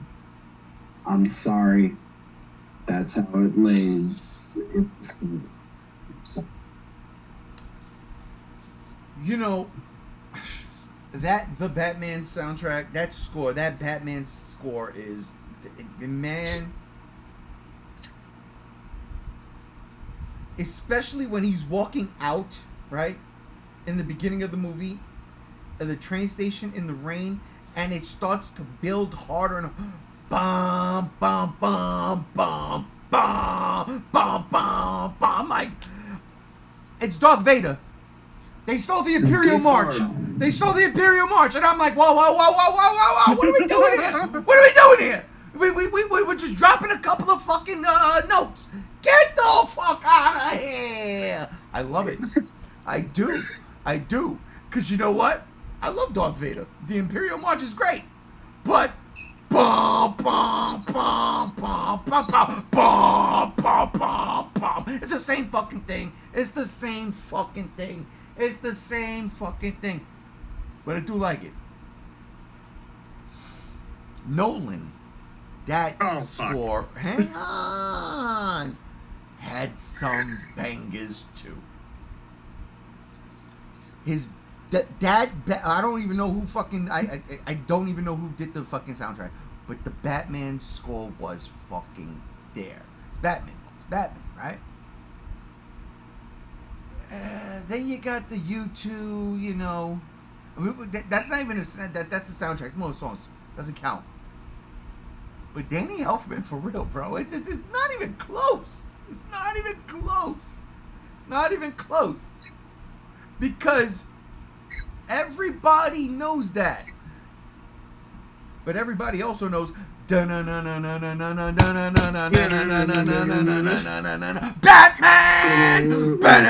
Come on, bro. Listen. Batman, I want my Batman to be hardcore as Tom Pattinson, as hardcore as, there you go, stand up. As hardcore as fucking even Jesus Christ, Christopher Nolan's Batman. Why can't I think of his name all of a sudden? Hans Zimmer? No, I'm not wearing hockey pads. You know what I'm talking about. Christian Bale. Like, just the Batmans themselves. Like, there's an aura around the score around that particular Batman. Robert Pattinson, that shit fits. Christian Bale, that shit fits. Michael Keaton, that shit fits. Kevin Conroy, that shit fits. But this fucking Batman, Adam West running around with a fucking bomb over here to do. No, it is Danny Elfman, though. It's Danny Elfman. Because here's the deal. Even though I grew up with the original Batman, when Batman 89 was coming out, I thought it was a sequel. So I was all ready for a sequel. And this shit was completely different. And that fucking title card with the music, and it's the bat symbol, and they're giving you the Batman music, and it's just John Williams and Danny Elfman has made the scores for Superman and Batman. So much so that in fucking Justice League, we hear both fucking themes. We get Danny Elfman's Batman in Justice League. We get John Williams' Superman in Justice League. Danny Elfman's, honestly, it's the best Batman score. The Batman works for what it is, but there's no fucking way, bro. No, there's no fucking way.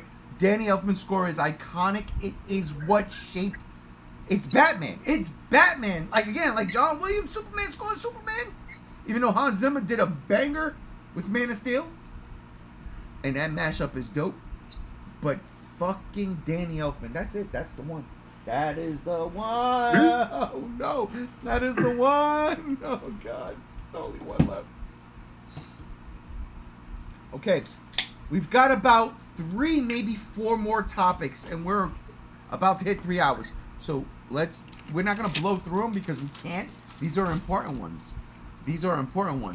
Like,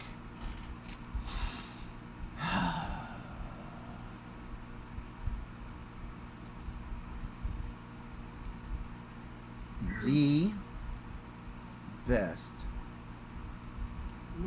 Joker. Easy. It's done. Easy. It's over. It's done. We could probably all say it at the exact same time. Probably. JR, you get to go first because Rob went first 2 times in a row.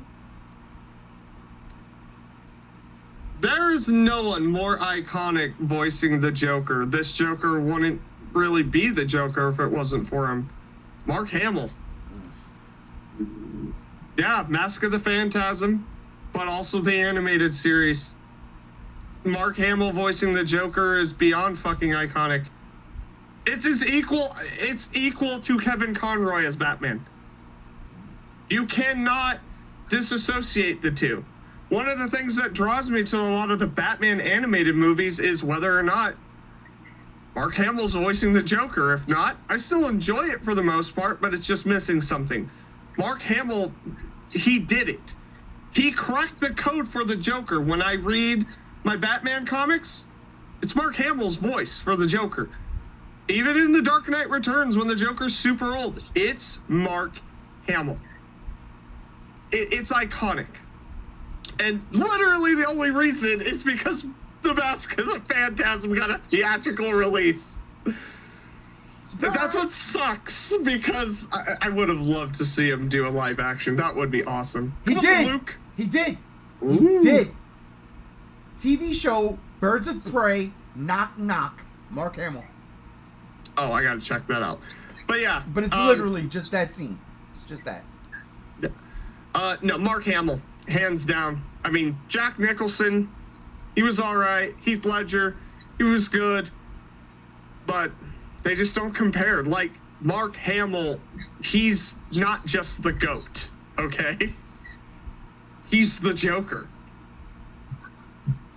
So real quick, we got a comment. What superheroes in DC Comics do you guys think it's hard to adapt in live action because their characters have been ruined so much, both in mainline DC and alternative universe? That is a topic for another podcast in of itself. It really is, though. Yeah. The Flash. Yeah. You know what? We'll have to discuss that one. We got to do a DC one Next year. Yo, next year is right around the corner too. I know, right dude.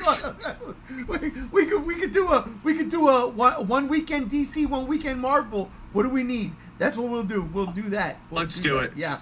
That's definitely it. You know what, Anthony? Look forward to that, because that would be badass. Dude, I would love to talk about this is Marvel. I'd love to talk about the Secret Wars comics, because I have them. No, we'll get there. Yeah. But what we need to get to right now is the next comment. Yeah. I would say Superman or Batman, but I'm not sure if that makes any sense. We're doing a Batman live stream right now. Rob, best Joker.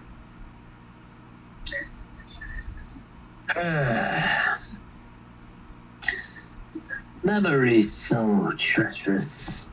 One moment, you're lost in a carnival of delights, with poignant childhood romance, the flashing neons of puberty, all that sentimental candy floss. There is no other Joker than Mark Hamill. Sorry. Joaquin Phoenix, Heath Ledger, fuck Jared Leto, Jack Nicholson, Caesar Romero, him refusing to shave his mustache.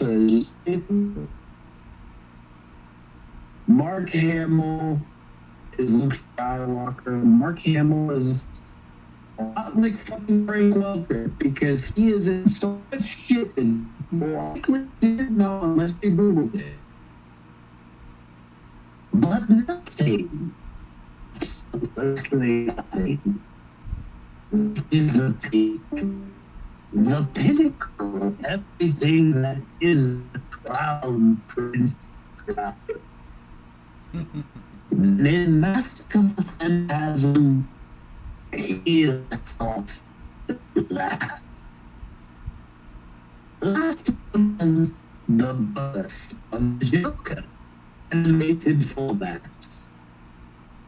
When Mark Hamill lets off that laugh, I will get.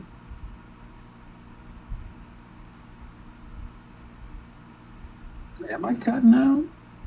Yeah, you were cutting out. How bad? I think Mark Hamill has us on lockdown. He was getting upset that you were nailing his impersonations.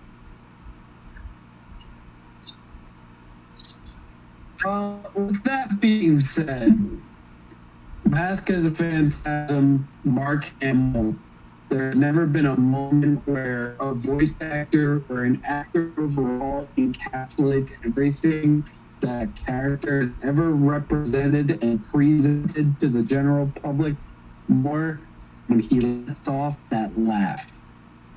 The birth of the clown prince of crime in animated format.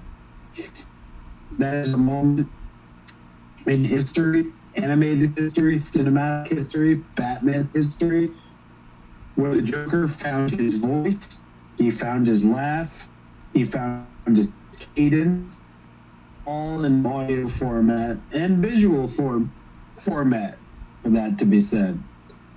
It's Mark Hamill.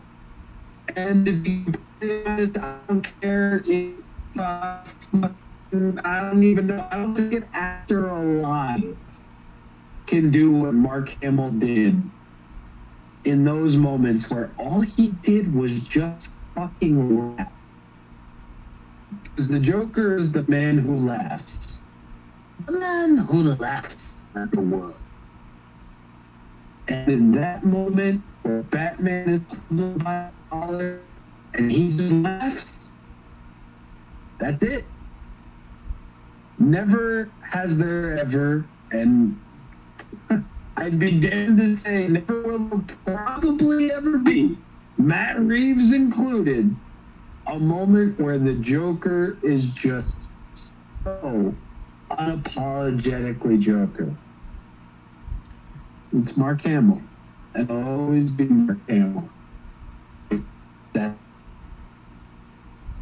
So as I definitely got what you were saying in between the breakups, and JR is completely gone. Like, I don't know what's going on there. But, you want to know how he got these scars? Doesn't really hold a candle to the greatness that was "Hi, honey, I'm home," to "Never rub another man's rhubarb," to, like, the fact that the craziness of Jack Nicholson and his laughs,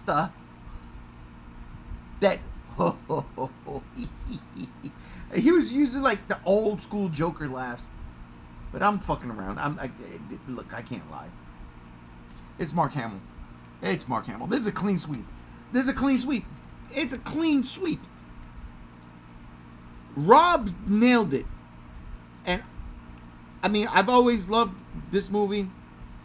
But I've been a diehard fan of Mark Hamill because of course, Luke Skywalker.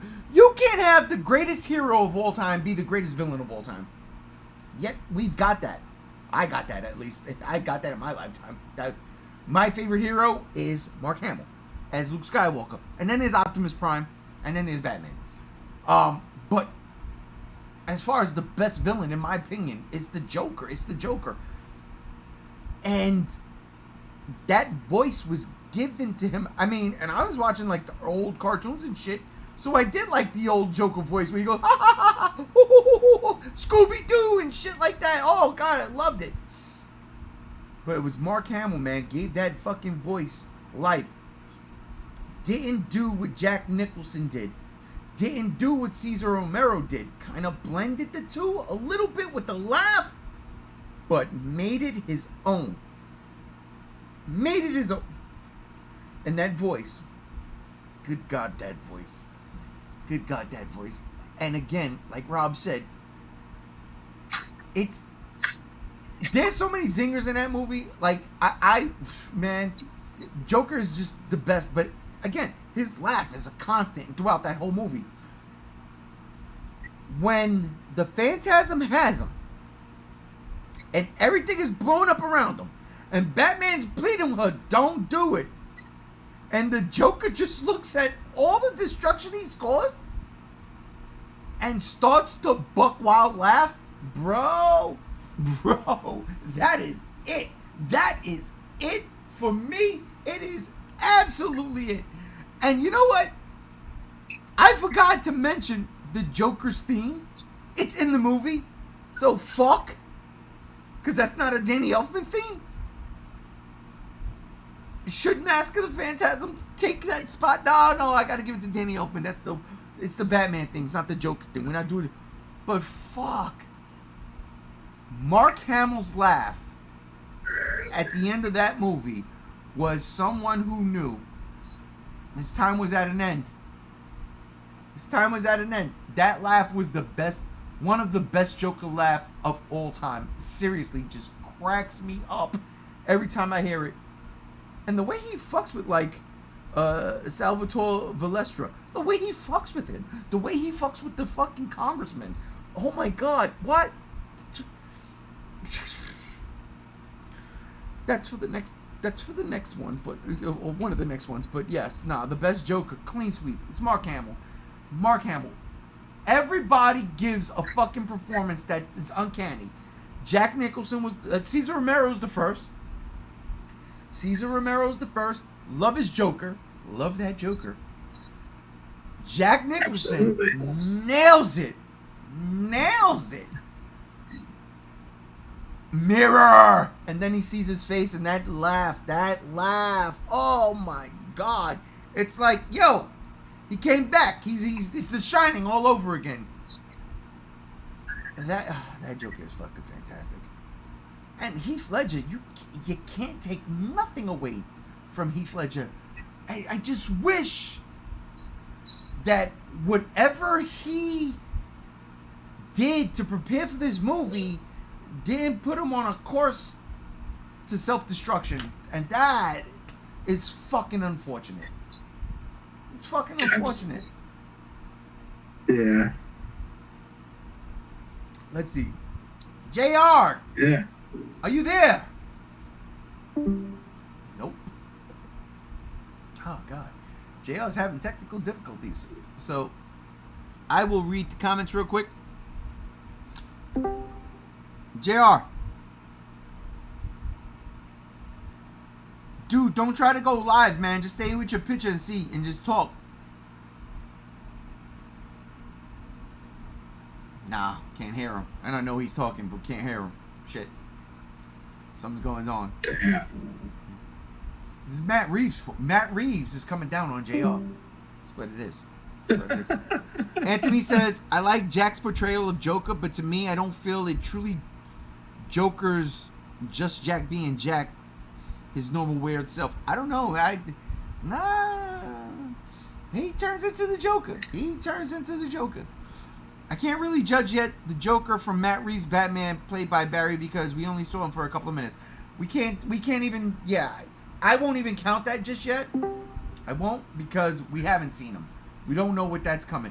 And if what people are saying is true, not people, but what like the industry is saying is true, that they want to do like a Joker show because of the Penguin, I don't know how much that'll work for me, but if they do a spin, a variation off the 3 Jokers for this, then all right, I'll bite, because right now it's ripe for that. It is. And if you've seen Barry Keoghan, I don't even know how to say his last name, in any other fucking movie that he's been in, this motherfucker knows how to play somebody who's insane and laughs at the world very, very fucking well. And even though Matt Reeves has said in the past, I don't know how he adheres to that now, he said that his Joker won't be a main player, but he'll be a background character. If that changes, I got a feeling live action Joker wise, Barry might be coming for Nicholson's crown. Might. 2 different Jokers, past tense, multiple choice, the whole 9 yards. But he's a twisted motherfucker in how he portrays his characters and how well he does. So I can see that Joker maybe not being everybody's favorite design, but I can easily see that being a lot of people's favorite interpretation if it happens. I like what you're saying about Jack and him, but I, on the other hand, Heath Ledger, bro, we cannot downplay Heath Ledger's fucking role as Joker. He was fantastic. That was a fucking Joker where it was like, what the fuck? I absolutely loved it. I did. And JR, I don't know what's going on, but Idaho's must be having a snowstorm. There's a blackout right now in Idaho, where JR is from, because he's trying to join. He keeps popping on and off, but it ain't working. All we see is these two little fucking bubbles popping off, bro. Popping off. I can hear JR. Maybe you need to leave the call Maybe it's me? and join back. Yeah. Maybe. All right. Rob, keep it going. I shall return.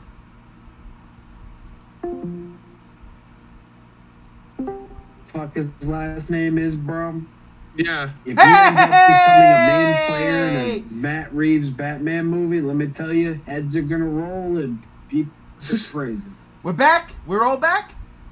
Yeah, can you hear me? I hear We're you now. back. All right. Perfect. Yeah, Let's get I this think going. it's actually Discord that's having the issue right now. Well, that sucks because we still got a couple of fucking things to go, and we're already way past go. But let's do this. All right. So, Joker, we clean sweep the best Joker, Yeah. Mark Hamill. So, from the best Joker, right? Here we go. From the best Joker, we got to do the best villain. The best villain. Ooh, that's tough. in all of the Batman movies. Yeah, here we go, because now we're getting to the end. We got two more things to go, I think. We did score already, right? Yeah, we did score. We did the Joker. We did Catwoman, Penguin, the worst stupid-ass things. Yes. What is the best villain? And we'll go. Rob, you get to start this one off. Man, the best villain, that is a toughie across all of these fucking movies, because good or bad, like them or hate them, there's a lot to fucking work with here.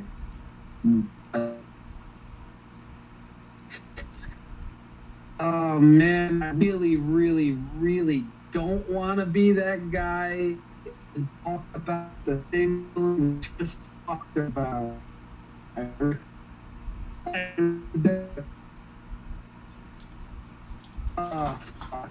Shit, Rob's breaking up again. Joker. Rob, you breaking up, Am brother? I really? Yeah. Discord taking a shit. Shitting on us tonight because it's Black Friday. It's- It's Bad Friday. Yeah, Am I dude. now? And you You're sound good. good. Oh, yeah, you're good now. Jack Nicholson's Joker. Wow! Jack Nicholson's Joker. I'm sorry. I didn't want to make it a double Joker twofer, but bro, come on. Come on. Sure, he doesn't run for fucking mayor like Penguin did. But across the Nolan trilogy, I think Jack Nicholson clears. Across Zack Snyder's fucking shit skid on the side of a toilet, I think he cleared. Oh fuck! Now I'm remembering Mask of the Phantasm and how little love I've been showing at this fucking podcast. Ooh. Ooh. Yeah, you know what? I'm gonna go with what I know best, and I'm gonna stick with Jack Nicholson's Joker, especially in regards to that series, that franchise. Yeah, Danny DeVito's The Penguin was fucking fire, fucking Kino, fucking cinema. But Yeah. it beats Mr. Freeze and Poison Ivy. It beats Danny DeVito as the fucking Penguin. It beats fucking Jim Carrey and fucking Tommy Lee Jones before you had to film 35,000 different Japanese commercials. It's a thing. There's a compilation on YouTube. Check it out. It's fucking hilarious. I think Jack Nicholson's Joker just takes it. He You know, nails that's- the hilarity. He nails the fucking severity. He fucking goes top to fucking goddamn bottom. It's hard to say movie-wise that there was a better villain than Joker just overall. True. Because I feel like you get the best out of Batman. I feel like you get the best out of certain filmmakers overall, even Christopher Nolan. And it's a hard fucking hill to traverse. Because Batman and Joker, I mean, shit. You could compare that to fucking Godzilla and King Ghidorah. You can compare that to fucking Scooby-Doo and some motherfucker in a goddamn mask. You can compare that to nearly fucking everything, and it's just synonymous. To me personally. Yeah. Batman and the Joker. Jack Nicholson. I'm sorry. Yeah, no, it's peanut butter jelly. JR. It really is. Oh boy. Man, this one's. Hold on. Anthony says, JR, can you understand why I can't really say Jack is the best Joker because of the fact I feel it's just Jack being himself? I can get that. But I don't see that. Personally, that's kind of how I feel a little bit when I was watching it the other day, but I don't know. It's not the worst performance in the world, unlike Heath fucking Ledger. See, Heath Ledger, sorry. Fucking, who's the Suicide Squad Jared asshole? Leto. Yeah, same thing. He's terrible. So we're not counting that Yeah. one because Yeah, I Batman's not prominently featured in that movie. He's in one scene. But, see, this is hard, right? Because obviously the Riddler from the Batman is fantastic. He really is. Yeah. Jack Nicholson's great. Fuck. I mean, Heath Ledger, iconic. Iconic. Right. Absolutely. And what sucks is, like, this is one of those times where I would want to give it to Batman versus Superman, but Superman's not a villain in that movie. It's Lex Luthor, and it's Doomsday. God. The Facebook guy and the mangled corpse of Michael Shannon. Yeah. Marcus Zuckerberg tosses Michael Shannon's corpse into an alien Jesus. plot MacGuffin. Unbelievable. But this is what's weird, because I don't like the Nolan films that much. But I do have a favorite out of the trilogy, and it is one of the most compelling villains. And y'all are going to hate me for this. I hate you right now. Yeah, no, I'm gonna hate you. The Dark Knight Rises with Bane. Oh, man. Hear me out. Hear me out. Hear me out. Hear me out. Hear me out. I'm putting it down. Is that your legit? Yeah. All right, Bane. And I love the Riddler and the Batman, but Bane did everything the Joker couldn't What? in his movie. The Joker wanted to create chaos in Gotham. Bane did it in like 5 minutes with his army. They took over Gotham. He took over a Batman-less Gotham. There was nobody fighting at that Because time. then the Dark Knight came back and Bane broke the bat. After 8 years, he was not the same dude. I know, but I'm just saying, I liked it. I liked the post-apocalyptic feel of it. Bane had motivation. He had a reason. Again, I love the Riddler from the Batman, but I don't want it to be a Batman. 100% sweep. The Dark Knight Rises with Bane, it grabs me a different way. And then, Talia al Ghul's there. She's there in the background throughout the whole movie. It is set up, so when it's revealed she's the final villain, it's like, well, yeah. Like, you don't just sleep with a woman you met on the first day. She's gonna stab you. And then I'm gonna stick you. And then I'm gonna.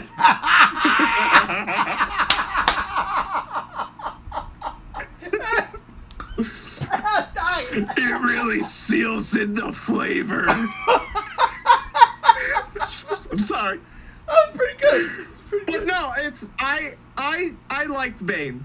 I really did. It worked for me. Very close second is the Riddler from the Batman. Third, definitely Jack Nicholson. 100% Jack Nicholson.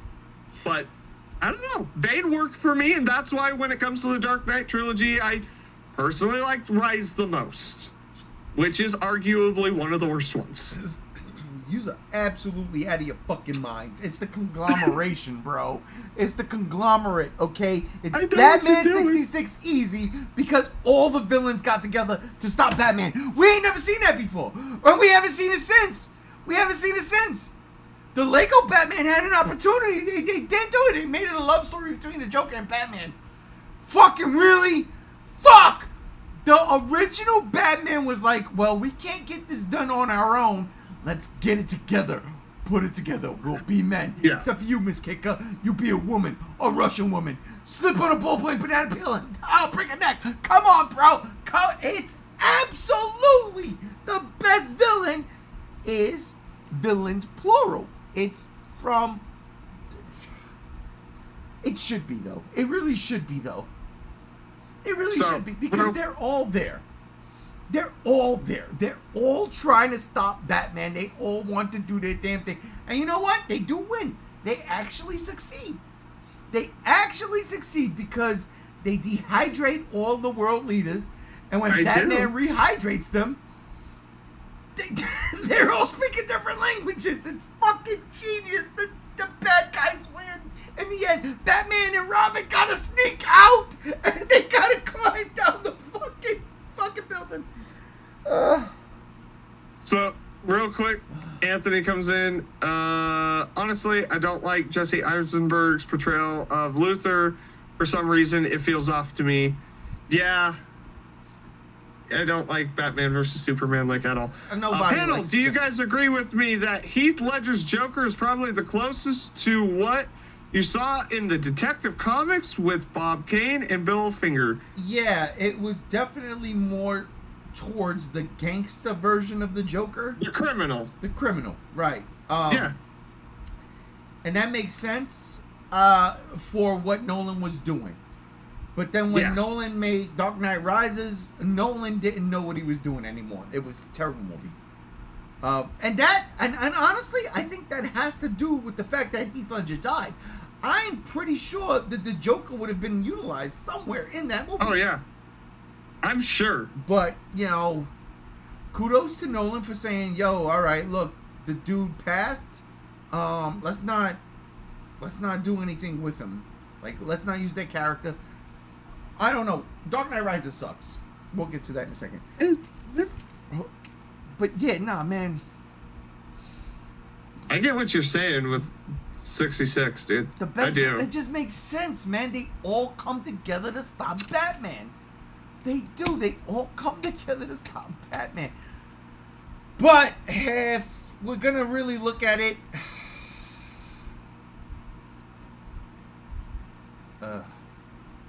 see, I can't use Mask of the Phantasm, even though it's the best Joker.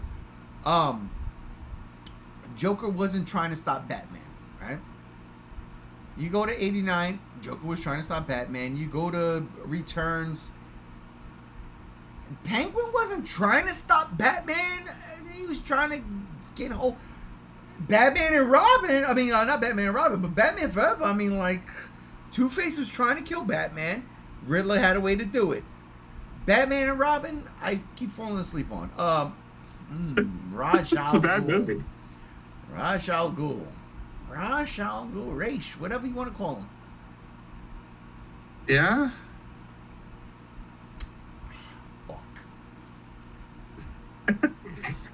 Dude, it's hard. That's why I had to think, dude. I gotta stick with my guts. I'm gonna go with the OG. I'm going with Batman 66 only because they literally came together to stop Batman. That was the goal. We gotta come together to stop Batman. You know, it's so fucking ridiculous. It's the best comic book movie ever made. We gotta come together to stop Batman. It's great. Plus, you know, Bam Biff Poo Pow, a Penguin submarine. Fucking, it's genius. So I'm going, yeah, the conglomeration. I'm gonna say all of them, actually. That's what I'm gonna put, all of them. Batman 66. Is Rob still here? Yeah, I'm here. All right, so we got the best Joker, we got the best villains. Here we go. Now we're at the final. Jesus, wow. 1, 2, 3. We're on the 4th page. Jesus, there was a lot. All right. God There's damn. 3 more categories. 3 more categories. 3 more. And then we're done.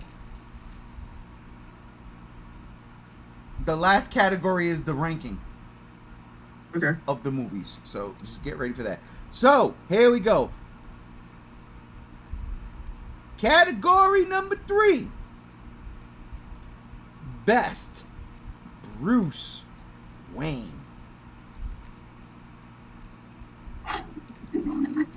Fuck. Y'all are gonna get so mad at me. Yeah. You can't even do it. There's no fucking way. But JR, you get to start.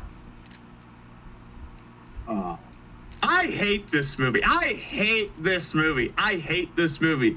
But I will not take away from the fact that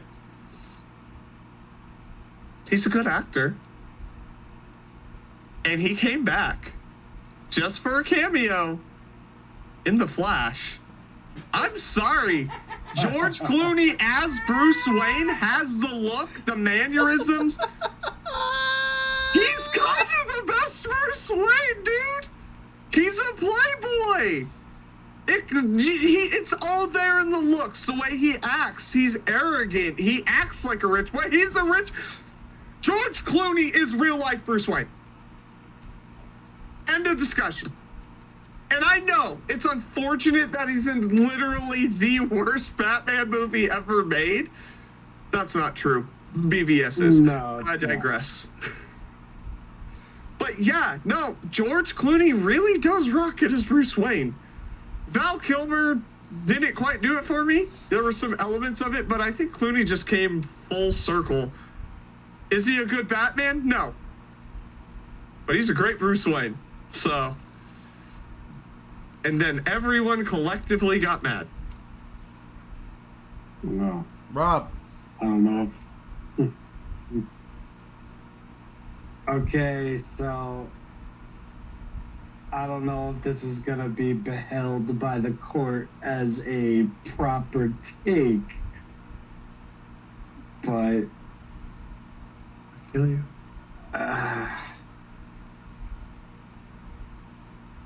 Michael Keaton was great.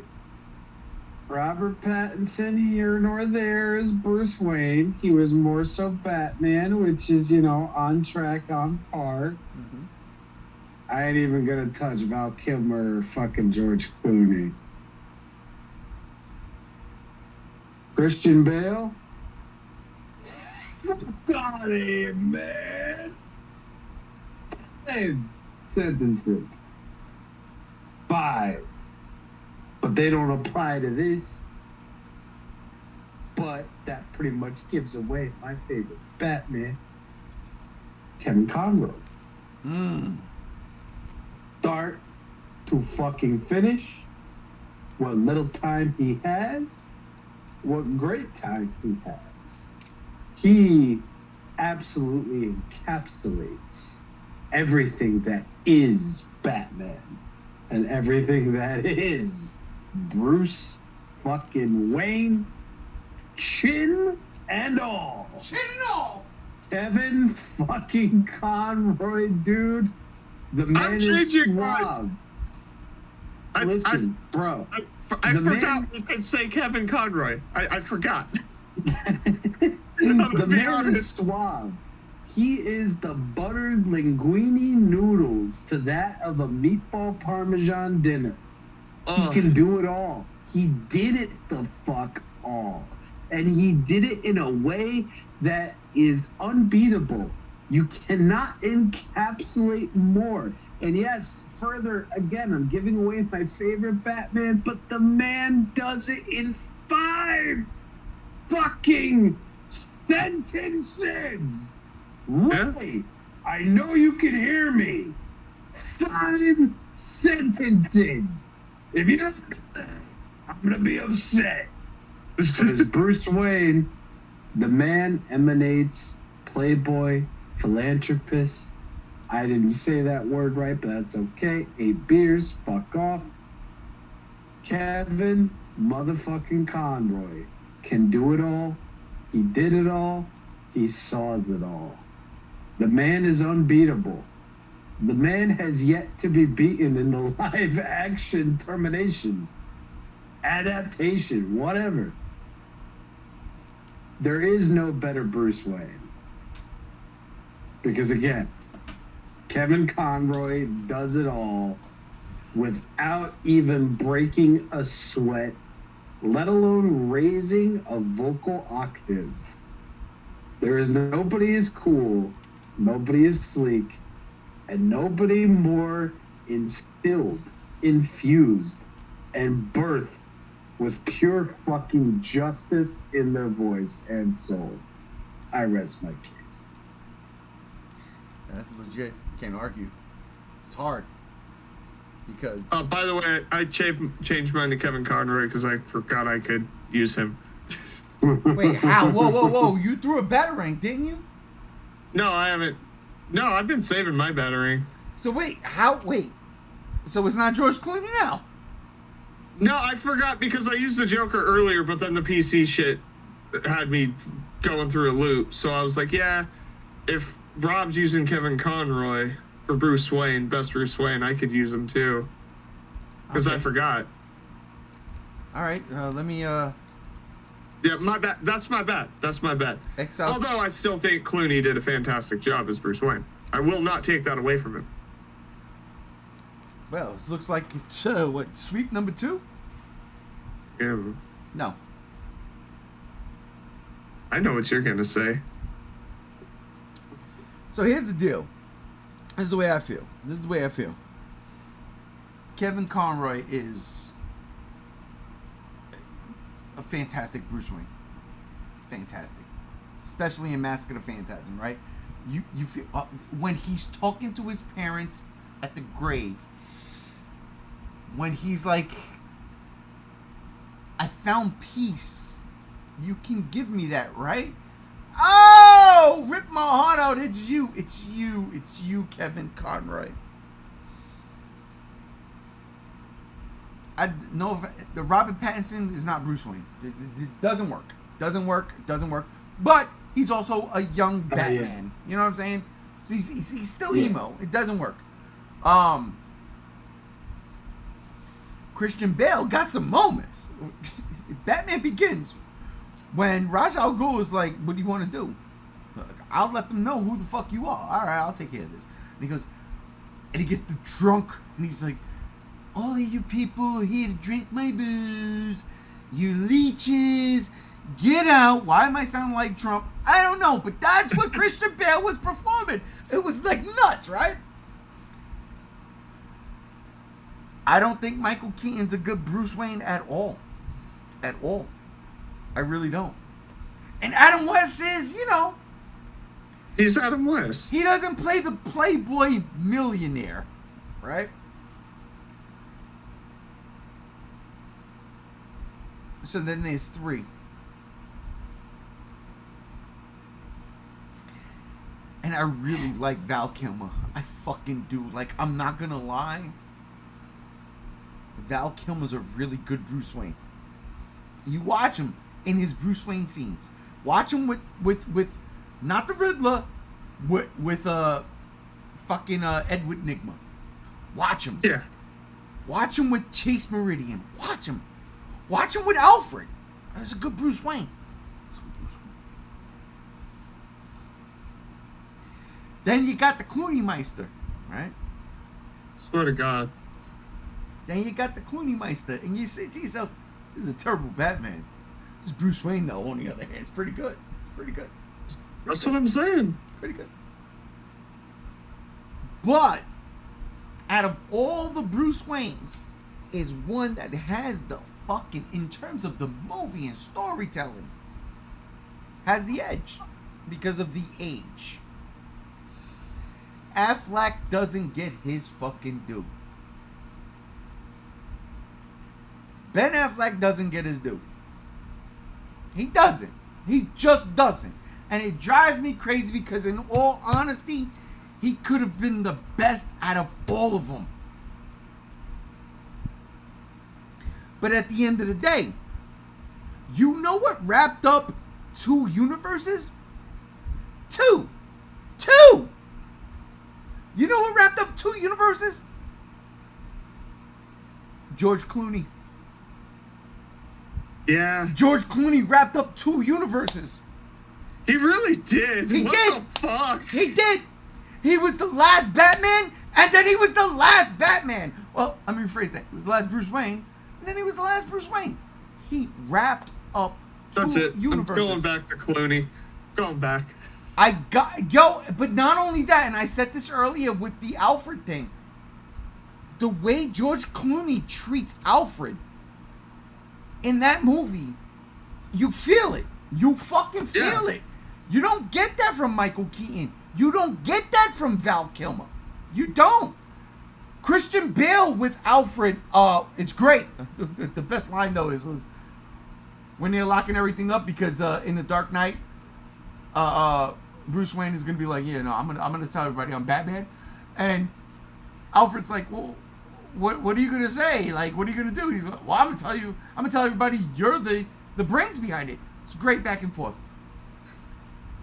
But Christian Bale's Batman was, again, his Bruce Wayne. I'm sorry. His Bruce Wayne was more of the.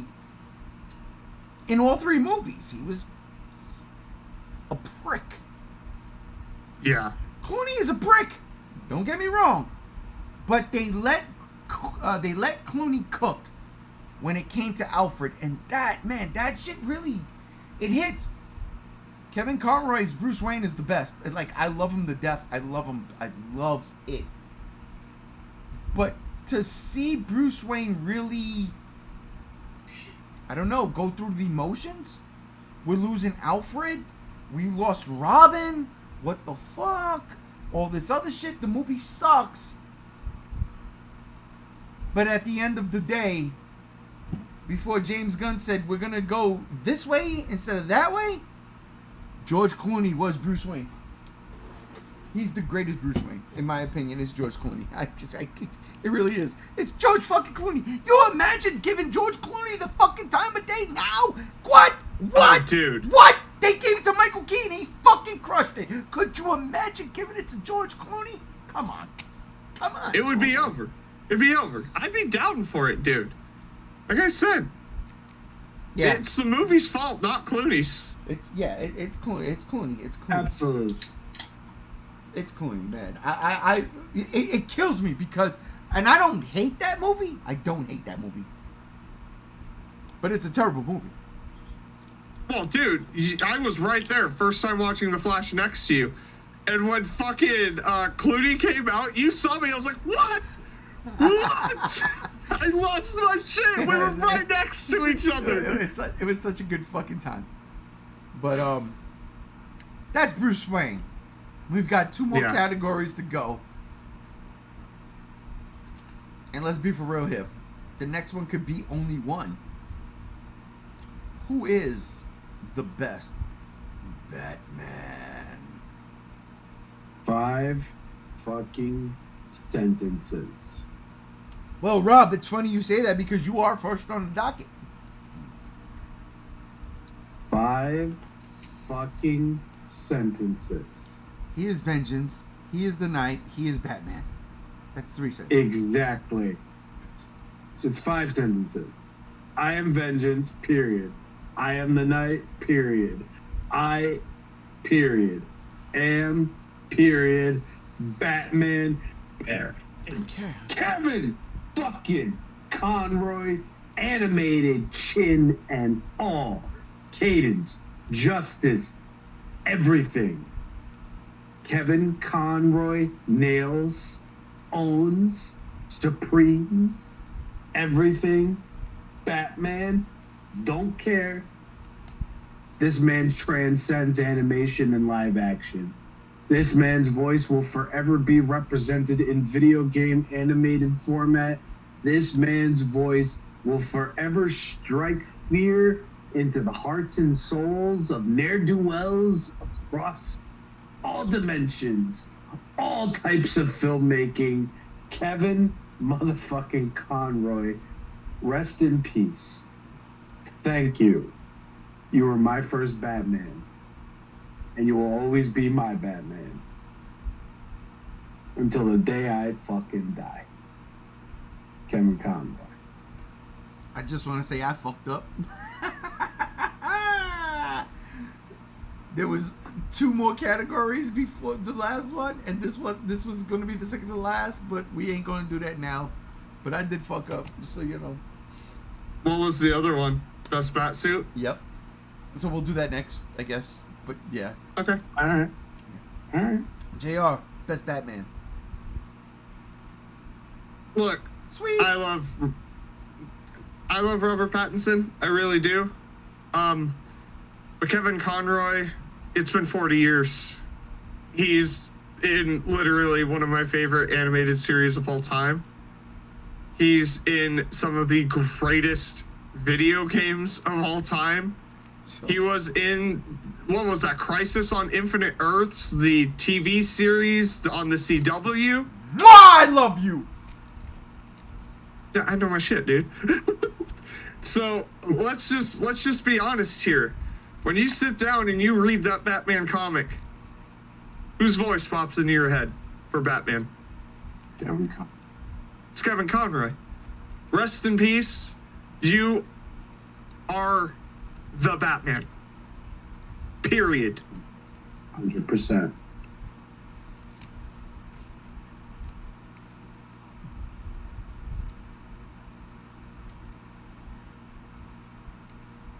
I'm getting emotional. I swear to God, I am. I'm not even lying.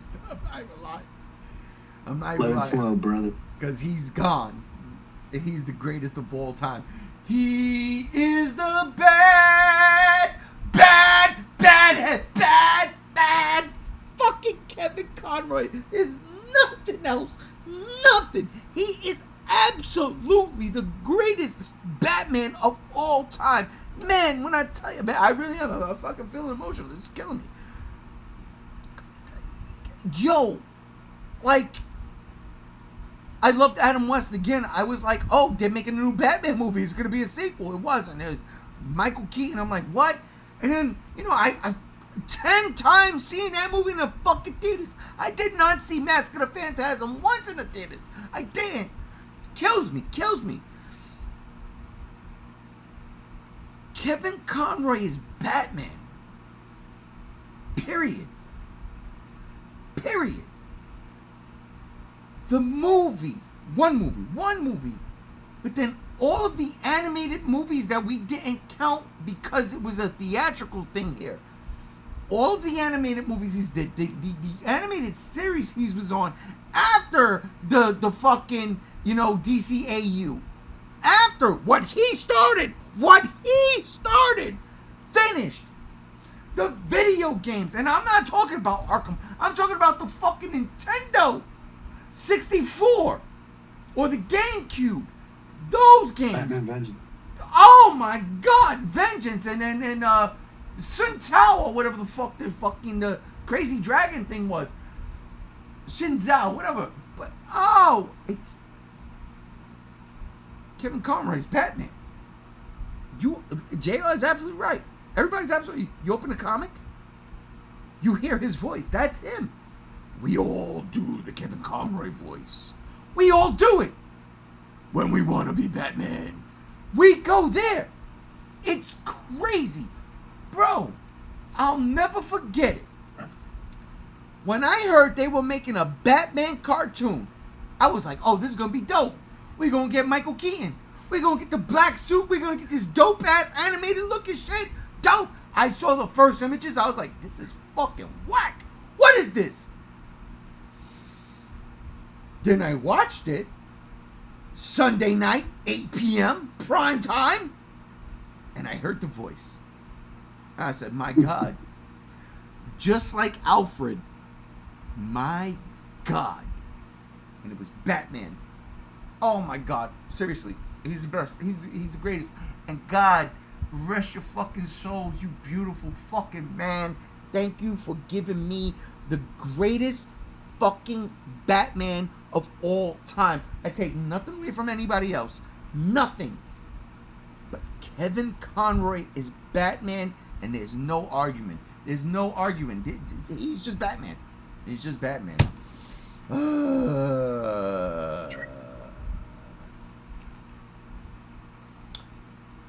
Best bat suit.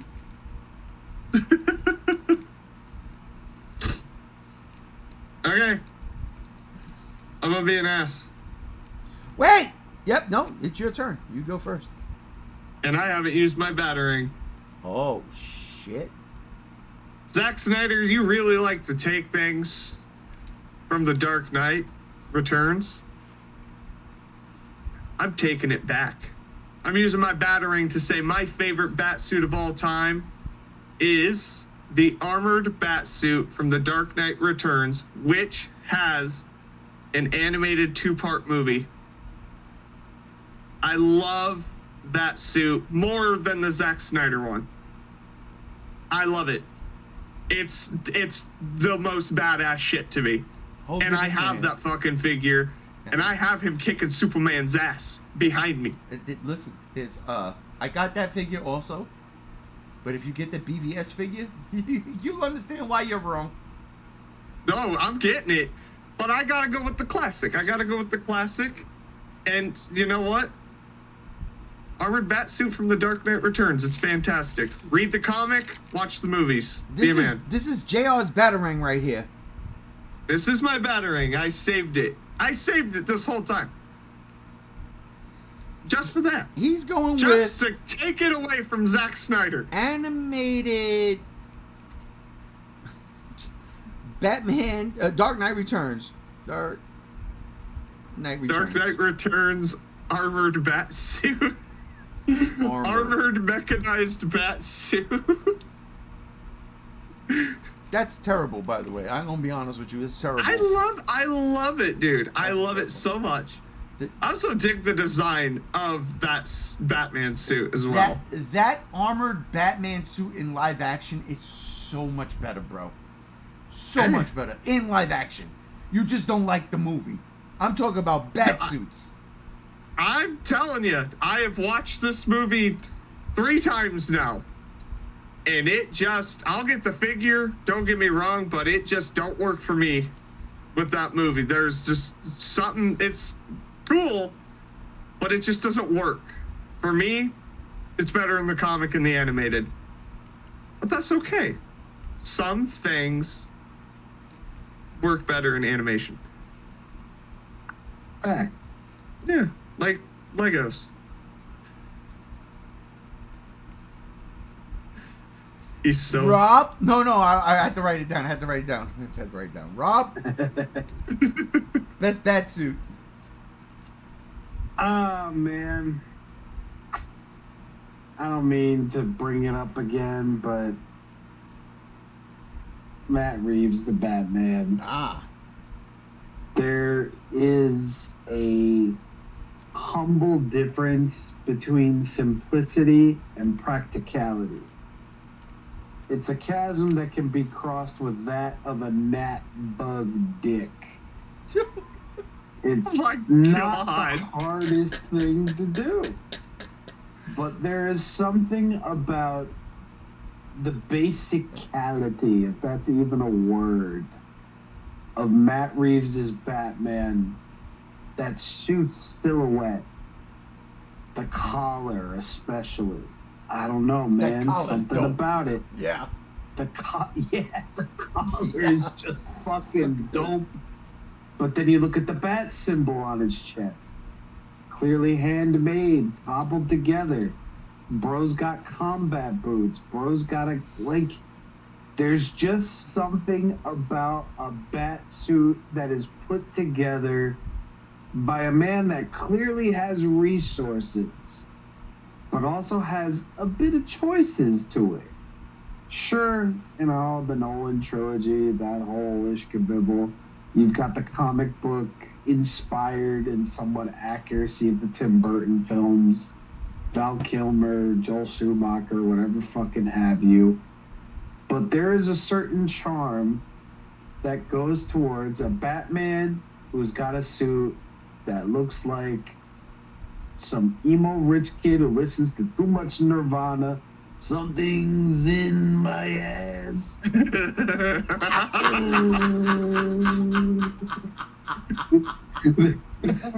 Such a fun aspect to it. And I really do love it. I kick myself in the ass every day that I didn't have the SH figure arts of it. Matt Reeves, Robert Pattinson, the Pattinson. Batman suit's my favorite. That's legit. Can't argue.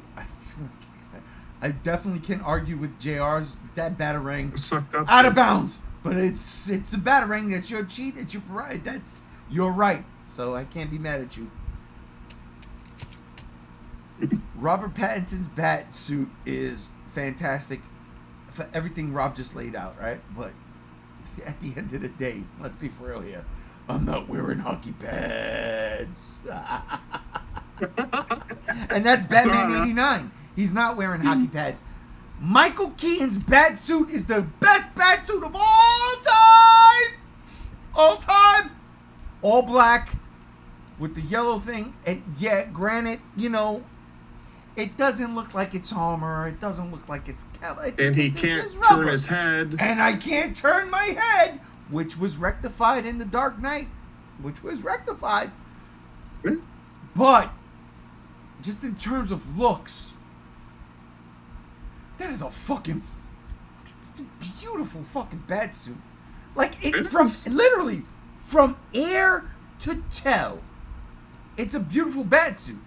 It doesn't look like a conglomeration of other things. It looks like one suit. It looks like one suit. Everything else is like a different thing. Like a different take. The Batman. A bunch of different things. You gotta make a bunch of different things, right? Gotta make it work. BVS, not for nothing, that bat suit sucks. The Justice League version of the Batman suit was cool because it was armored. The armored Batman suit at the end of BVS, way better than the fucking other one that you want to fucking use, you numbnut. You numbnut. And listen. If I was Fegalus, if you get that reference, Fegalus, the nipple suits work too. You know what I'm saying? Like, why didn't Batgirl have nipples? I'm just asking for a friend. Hey, the prototype, I think that was from Batman Returns. It's actually pretty dope looking, minus the nipples. That Batman 89 suit, and look, you know what's crazy? That symbol they use for the movie, for the poster, for the fucking intro with Danny Elfman's thing is that. But the actual suit, that bat symbol is different. It's got that weird tail thing where it boxes off into a tail. And the fact that they put that in the fucking Arkham Knight video game, that same suit accurate. It's beautiful. I fly around Gotham with that shit. I don't fight nobody. I just fly around Gotham in that suit. I love it. I love it so much. It's again, ear to toe, nothing but black rubber. Nothing but black rubber. It stops bullets. I'm pretty sure it stops a knife. Unlike the Batman movies, the Nolan trilogy. I fucking love it. I love it. Love it. So, before we move on, Anthony says, I have 2 questions. Best Batmobile and most versatile Batmobile. We did answer that earlier in the podcast. This will be up on VOD. So if you want the answer, let's go back to the beginning of the podcast when it's over. You'll get the answer. Or G1 could just read it to you because he's been writing all of this shit down. I forgot he was writing it down, so go ahead. Yeah. What the fuck is it? Where the best Batmobile. All right, JR. His favorite Batmobile is from The Batman, Matt Reeves. Rob, his favorite Batmobile is from Batman and Robin. What? Who does that? And my favorite Batmobile is from Batman 66. You know why? Because it's the classic. Everybody ripped it off after. Every single body ripped it off. Everybody. But I digress. That might be 4, maybe 5. Who knows? I think that's 6, bro. I haven't digressed that much. No way, Jose. I don't know, man. I'm going to digress my ass. Well... It's the day after Thanksgiving. I think we all need to digress our asses. Yeah. Yeah, you ain't wrong there, bro. You are absolutely not fucking wrong there. All right. Last one. Here we go.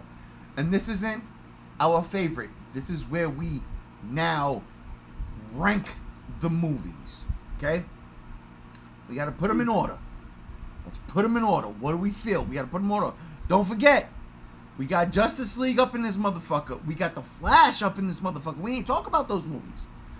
But they're in there because Batman is prominently featured in those movies. So, theatrically, right? And JR, you already used your batarang, so you can kiss your fucking Snyder cutout. Where do we rank the Batman movies? The theatrical Batman movies? Oh,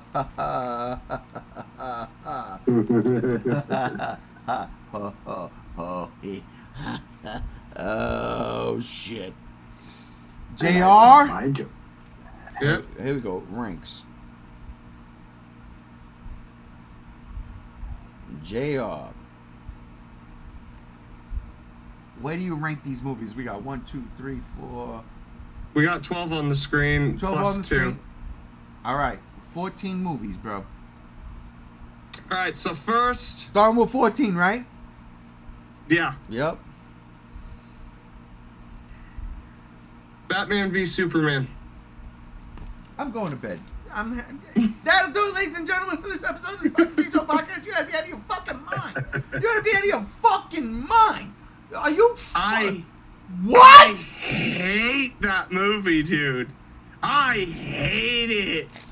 It's the only Batman movie I have only seen 3 fucking times. Unbelievable. I don't like it. Which is fair. Because, you know, James Gunn's gonna fix it. Next. Batman Forever. I hate Batman Forever. Next.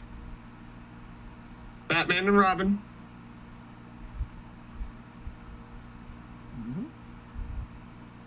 Okay. Batman 66. Ooh. I ain't mad at him. I knew he hated that movie. That one I had to push on. I was like, no, you gotta watch it. I don't give a fuck what you feel. There were moments, He was but mad all at in me. all, I did not enjoy that. Yeah, he was mad. He was mad. Yeah, I'm sorry, but thank you for watching. I swear to God. No, it's no problem. I'm glad I finally finished it. Next would be, because I can't use the Snyder cut, but I'll just throw in the Whedon cut of Justice League, even though I've only watched 45 minutes of the Whedon cut before I shut that shit off. See, this is why when I go to Comic-Con and dress as a furry, I'm gonna dress as Deathstroke, as a furry, and then you're gonna be like, oh my God, it's Deathstroke as a furry, and I'll be like, yeah, that's right, but I'm gonna not be really Deathstroke. It's gonna be a fucking decoy. I'm gonna be right behind you, and I'm gonna grab you, and I'm gonna say, now you're gonna watch Justice League, bitch. I'll watch it with you. Did I say The Flash for the next one? No, but you can. The Flash. I thoroughly enjoyed The Flash, don't get me wrong. I really did. Next would be Batman Returns.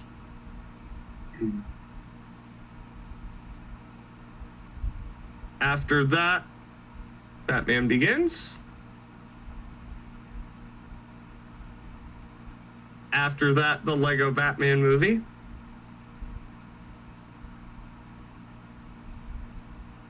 And then it would be The Dark Knight.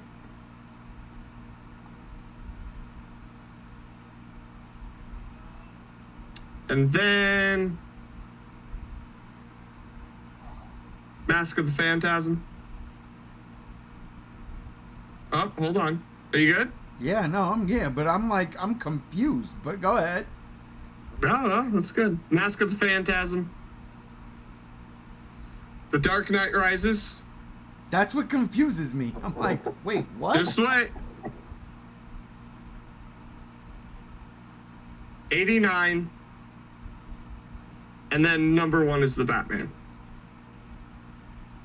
And I just want you to know, The Dark Knight Rises was above that at one point this week. How? How? It makes no sense. That movie's chock full of shit. That movie sucks so fucking bad. They go to the fucking Gotham City fucking, the stock exchange morning. They're not there for 3 fucking minutes. They run out in the fucking motorcycles. They come out of the tunnel. It's nighttime. What? Stupid. Then not only that, wait, what the fuck? All of a sudden, Chicago is now New York City. What? You gotta be out of your fucking mind. I'm not saying there's problems with the movie. No, the fact that you got that in your top 3 is a fucking problem, and I'm gonna fucking push back. That's stupid. That's fair, but it is, out of the trilogy, the only one where someone beat Batman's fucking ass. Ra's al Ghul beat Batman.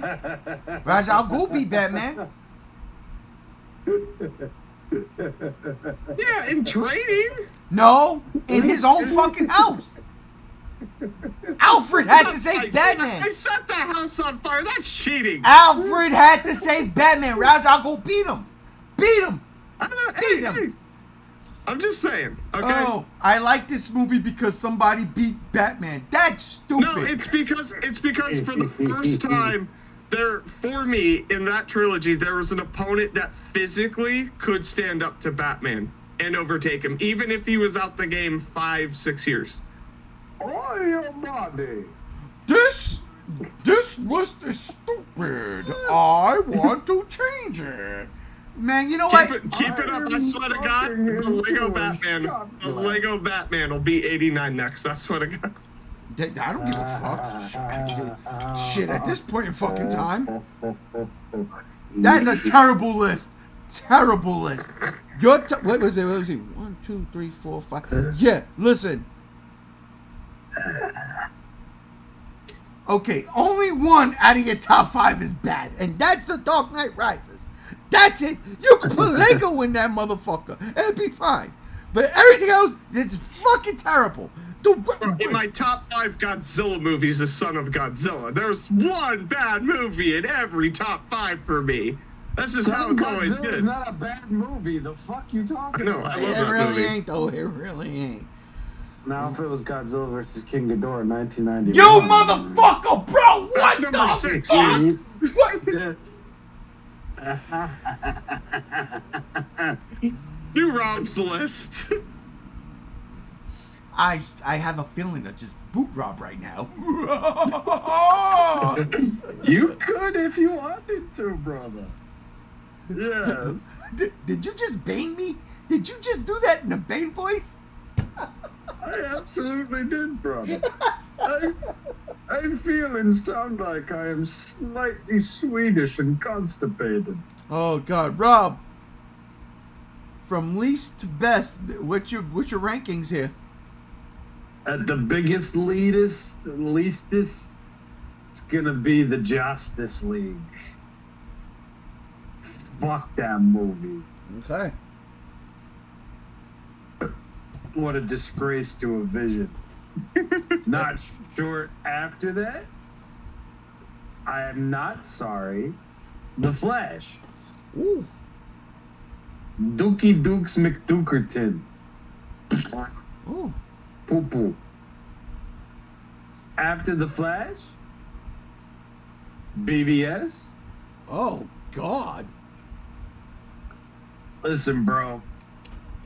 I love me a good versus movie more than the next guy, especially being a kaiju fucking enthusiast, but the fuck out of here with your Jesus Christ interpretations. Get the fuck out of here. Anyway.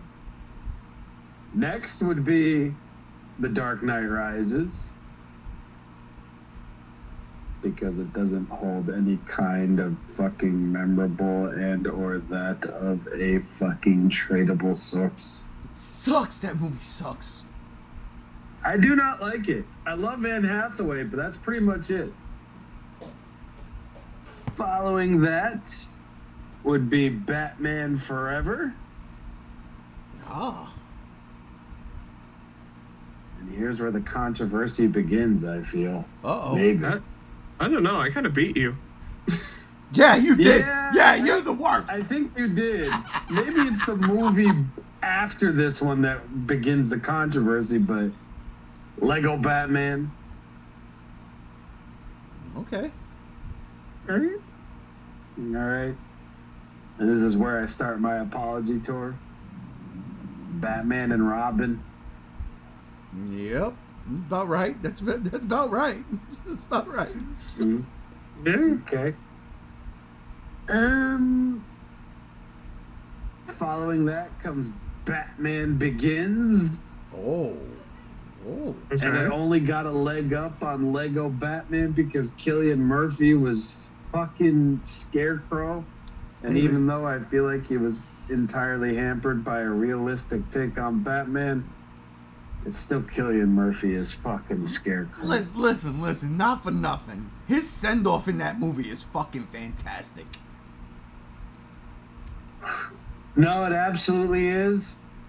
And when the fear takes hold and this man's got a bat crawling out of his mouth, that shit was fucking hard. Dear was Uncle fucking Todd, hard. can I get a fear-induced Batman figure, please? Thank you very much. Yeah, come on, Uncle Todd. That's right up your fucking alley, you crazy Canadian. Legit. Let's go. What did I just say? Batman Begins. Mm-hmm. Next would be Batman Returns. Oh. Batman Returns. Smack dab in the middle. And following Batman Returns, the movie that I saw for the very first time in my life, Batman 66. Okay. Batman! Bitch! Got the best soundtrack. I fully understand why Adam West is known as the Bright Knight now. Like, fully, beyond all the memes and the gifts and all that. Following 66 will be The Dark Knight. Because, I mean, shit.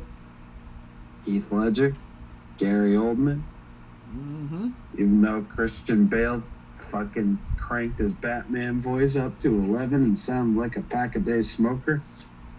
He's not wearing hockey pads. But he is smoking a billion fucking Marlboro red cigarette. We should have did that topic. What was the best Christian Bale line? What's wrong with that? Where is everything? what was his best where is line? Where is? Swear to me. Jesus, that actually was dope. Swear to me. Fuck, why didn't I put that as my fucking quote? Nah, it's alright. Swear to me. To think that was almost Cillian Murphy who was Batman. Oof. Any Hoosers, up next will be Batman 89 as my number 3. I do so believe. And at number 2, I can't believe I'm doing it, but I'm doing it. Batman, the Mask of the Phantasm. Sort. Saw it coming from a mile away because my number 1 is the Batman. Absolutely, without question, without falter, the Batman. Nah, that's a legit. See, that's a better list. That's fucked up, then. Listen, say what you want. I'm buying the translucent burning high of Godzilla right now from 2019. You're crazy. Yeah, it just went up for pre-orders, bro. That's better than The Dark Knight Rises at number 3, you silly fuckhead. Well, yeah, no, Listen. not for nothing. I look at both of y'all listen and I say, you know what? Those are fucking fair. And that'll do it for this episode of the G Show Podcast.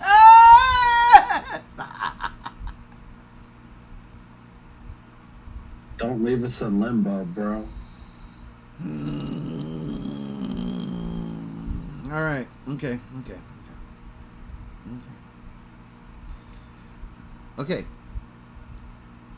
Lego Batman. Can't stand that movie. I really don't like that movie. I don't.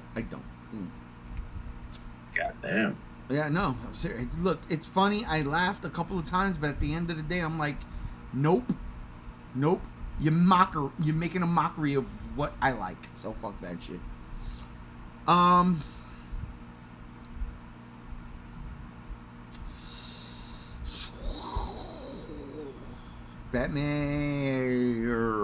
Batman Forever. Batman Forever. Because you know what? You can't have two villains hamming it up in the same movie when one, first off, should have been black and Lando Calrissian. Okay? And the other one, honestly, because he was still alive, and this movie would have been 1,000 times better, should have been fucking Robin Williams. But I digress. That's 5, maybe 6. All right. I say 6. Next one.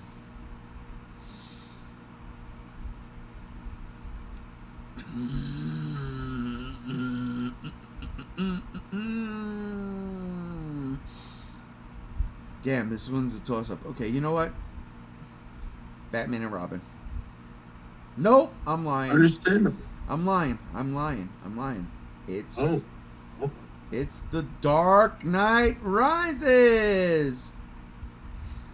Because fuck that movie. Fuck that movie. No, I'm serious. Look. I get I get that you like that Bane beat Batman, but Yeah. the editing is off. It's terrible. It's Yeah. like watching fucking Godzilla X Mechagodzilla X Mothra.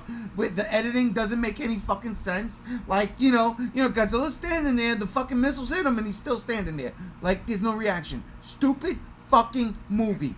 That's what The Dark Knight Rises was. You can't go into a tunnel when it's fucking 9 o'clock in the morning and come out at 9 o'clock at night. That's dumb as fuck. Not only that, fucking stupid ass fucking movie. There's a lot of stupid in that movie. Movie. I hate that fucking It's movie. fair, dude. It's stupid. It's fair. Yeah, no, Dark Knight Rises, that's up there. But it's not the Lego Batman or Batman Forever, for crying out loud. Next, though, is definitely Batman and Robin. Yeah. Okay. That's a terrible movie. I fucking hate that movie. Bro, I can't stand it. Man, where we at now? Holy shit, there's still... Oh, here we go. 1, 2, 3, 4. All right, wait. Ooh, man.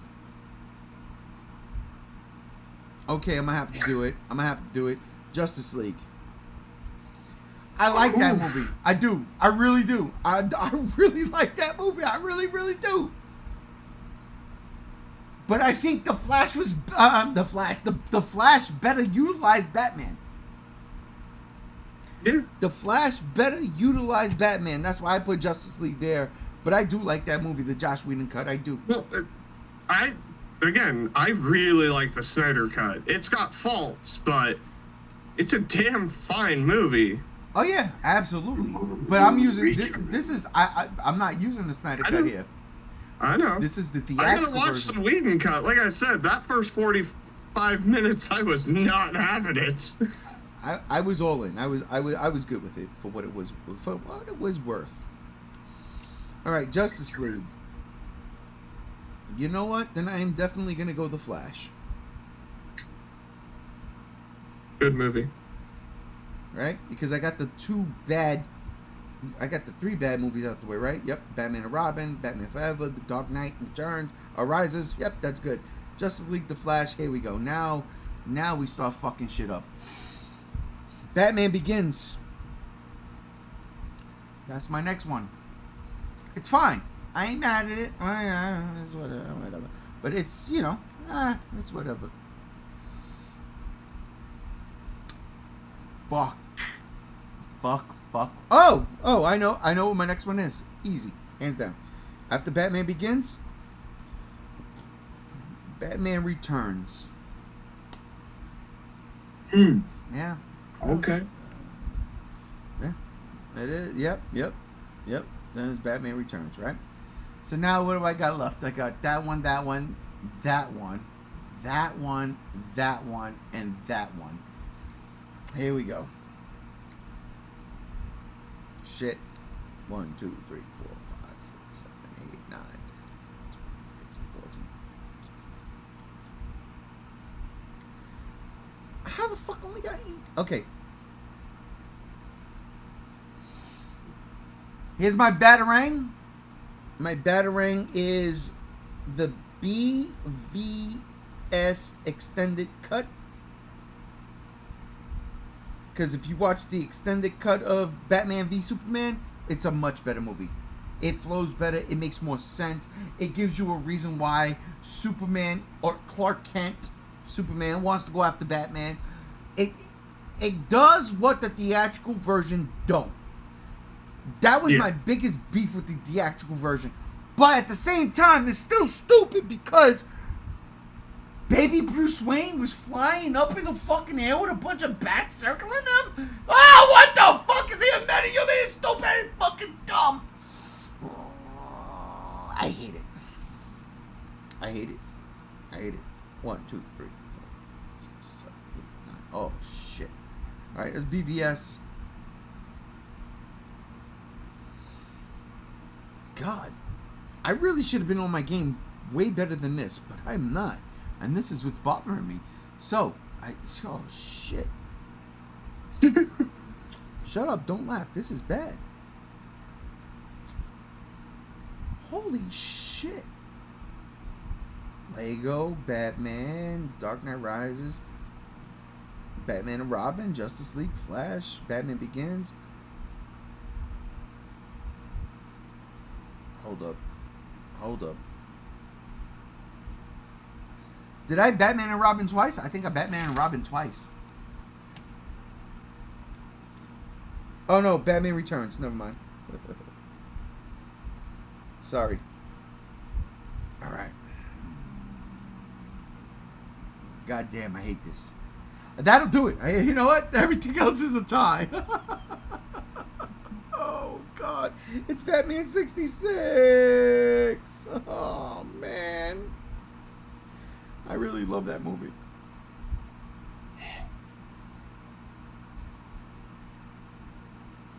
God, there's only 3 left? 4 left? 3.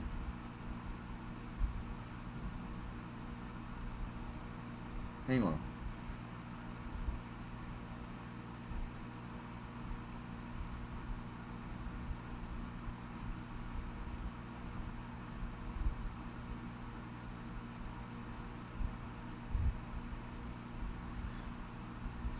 Oh, wait, what the fuck is 4? Oh.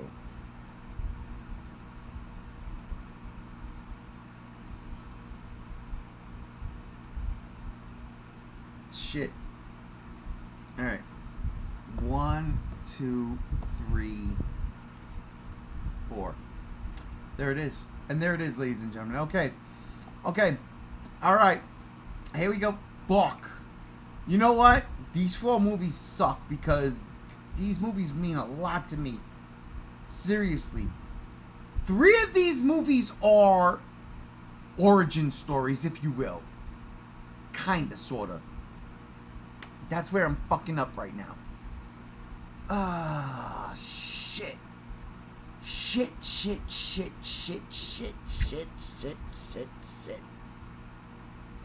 Fuck. Did you get it together? No, I got 4 left, and I'm looking at the 4, and I'm like, they're tied. Oh, Jesus. But they are, man, because... Which 4 are they? 3 of them have the Joker, and 1 of them have the Riddler. Oh, this is easy.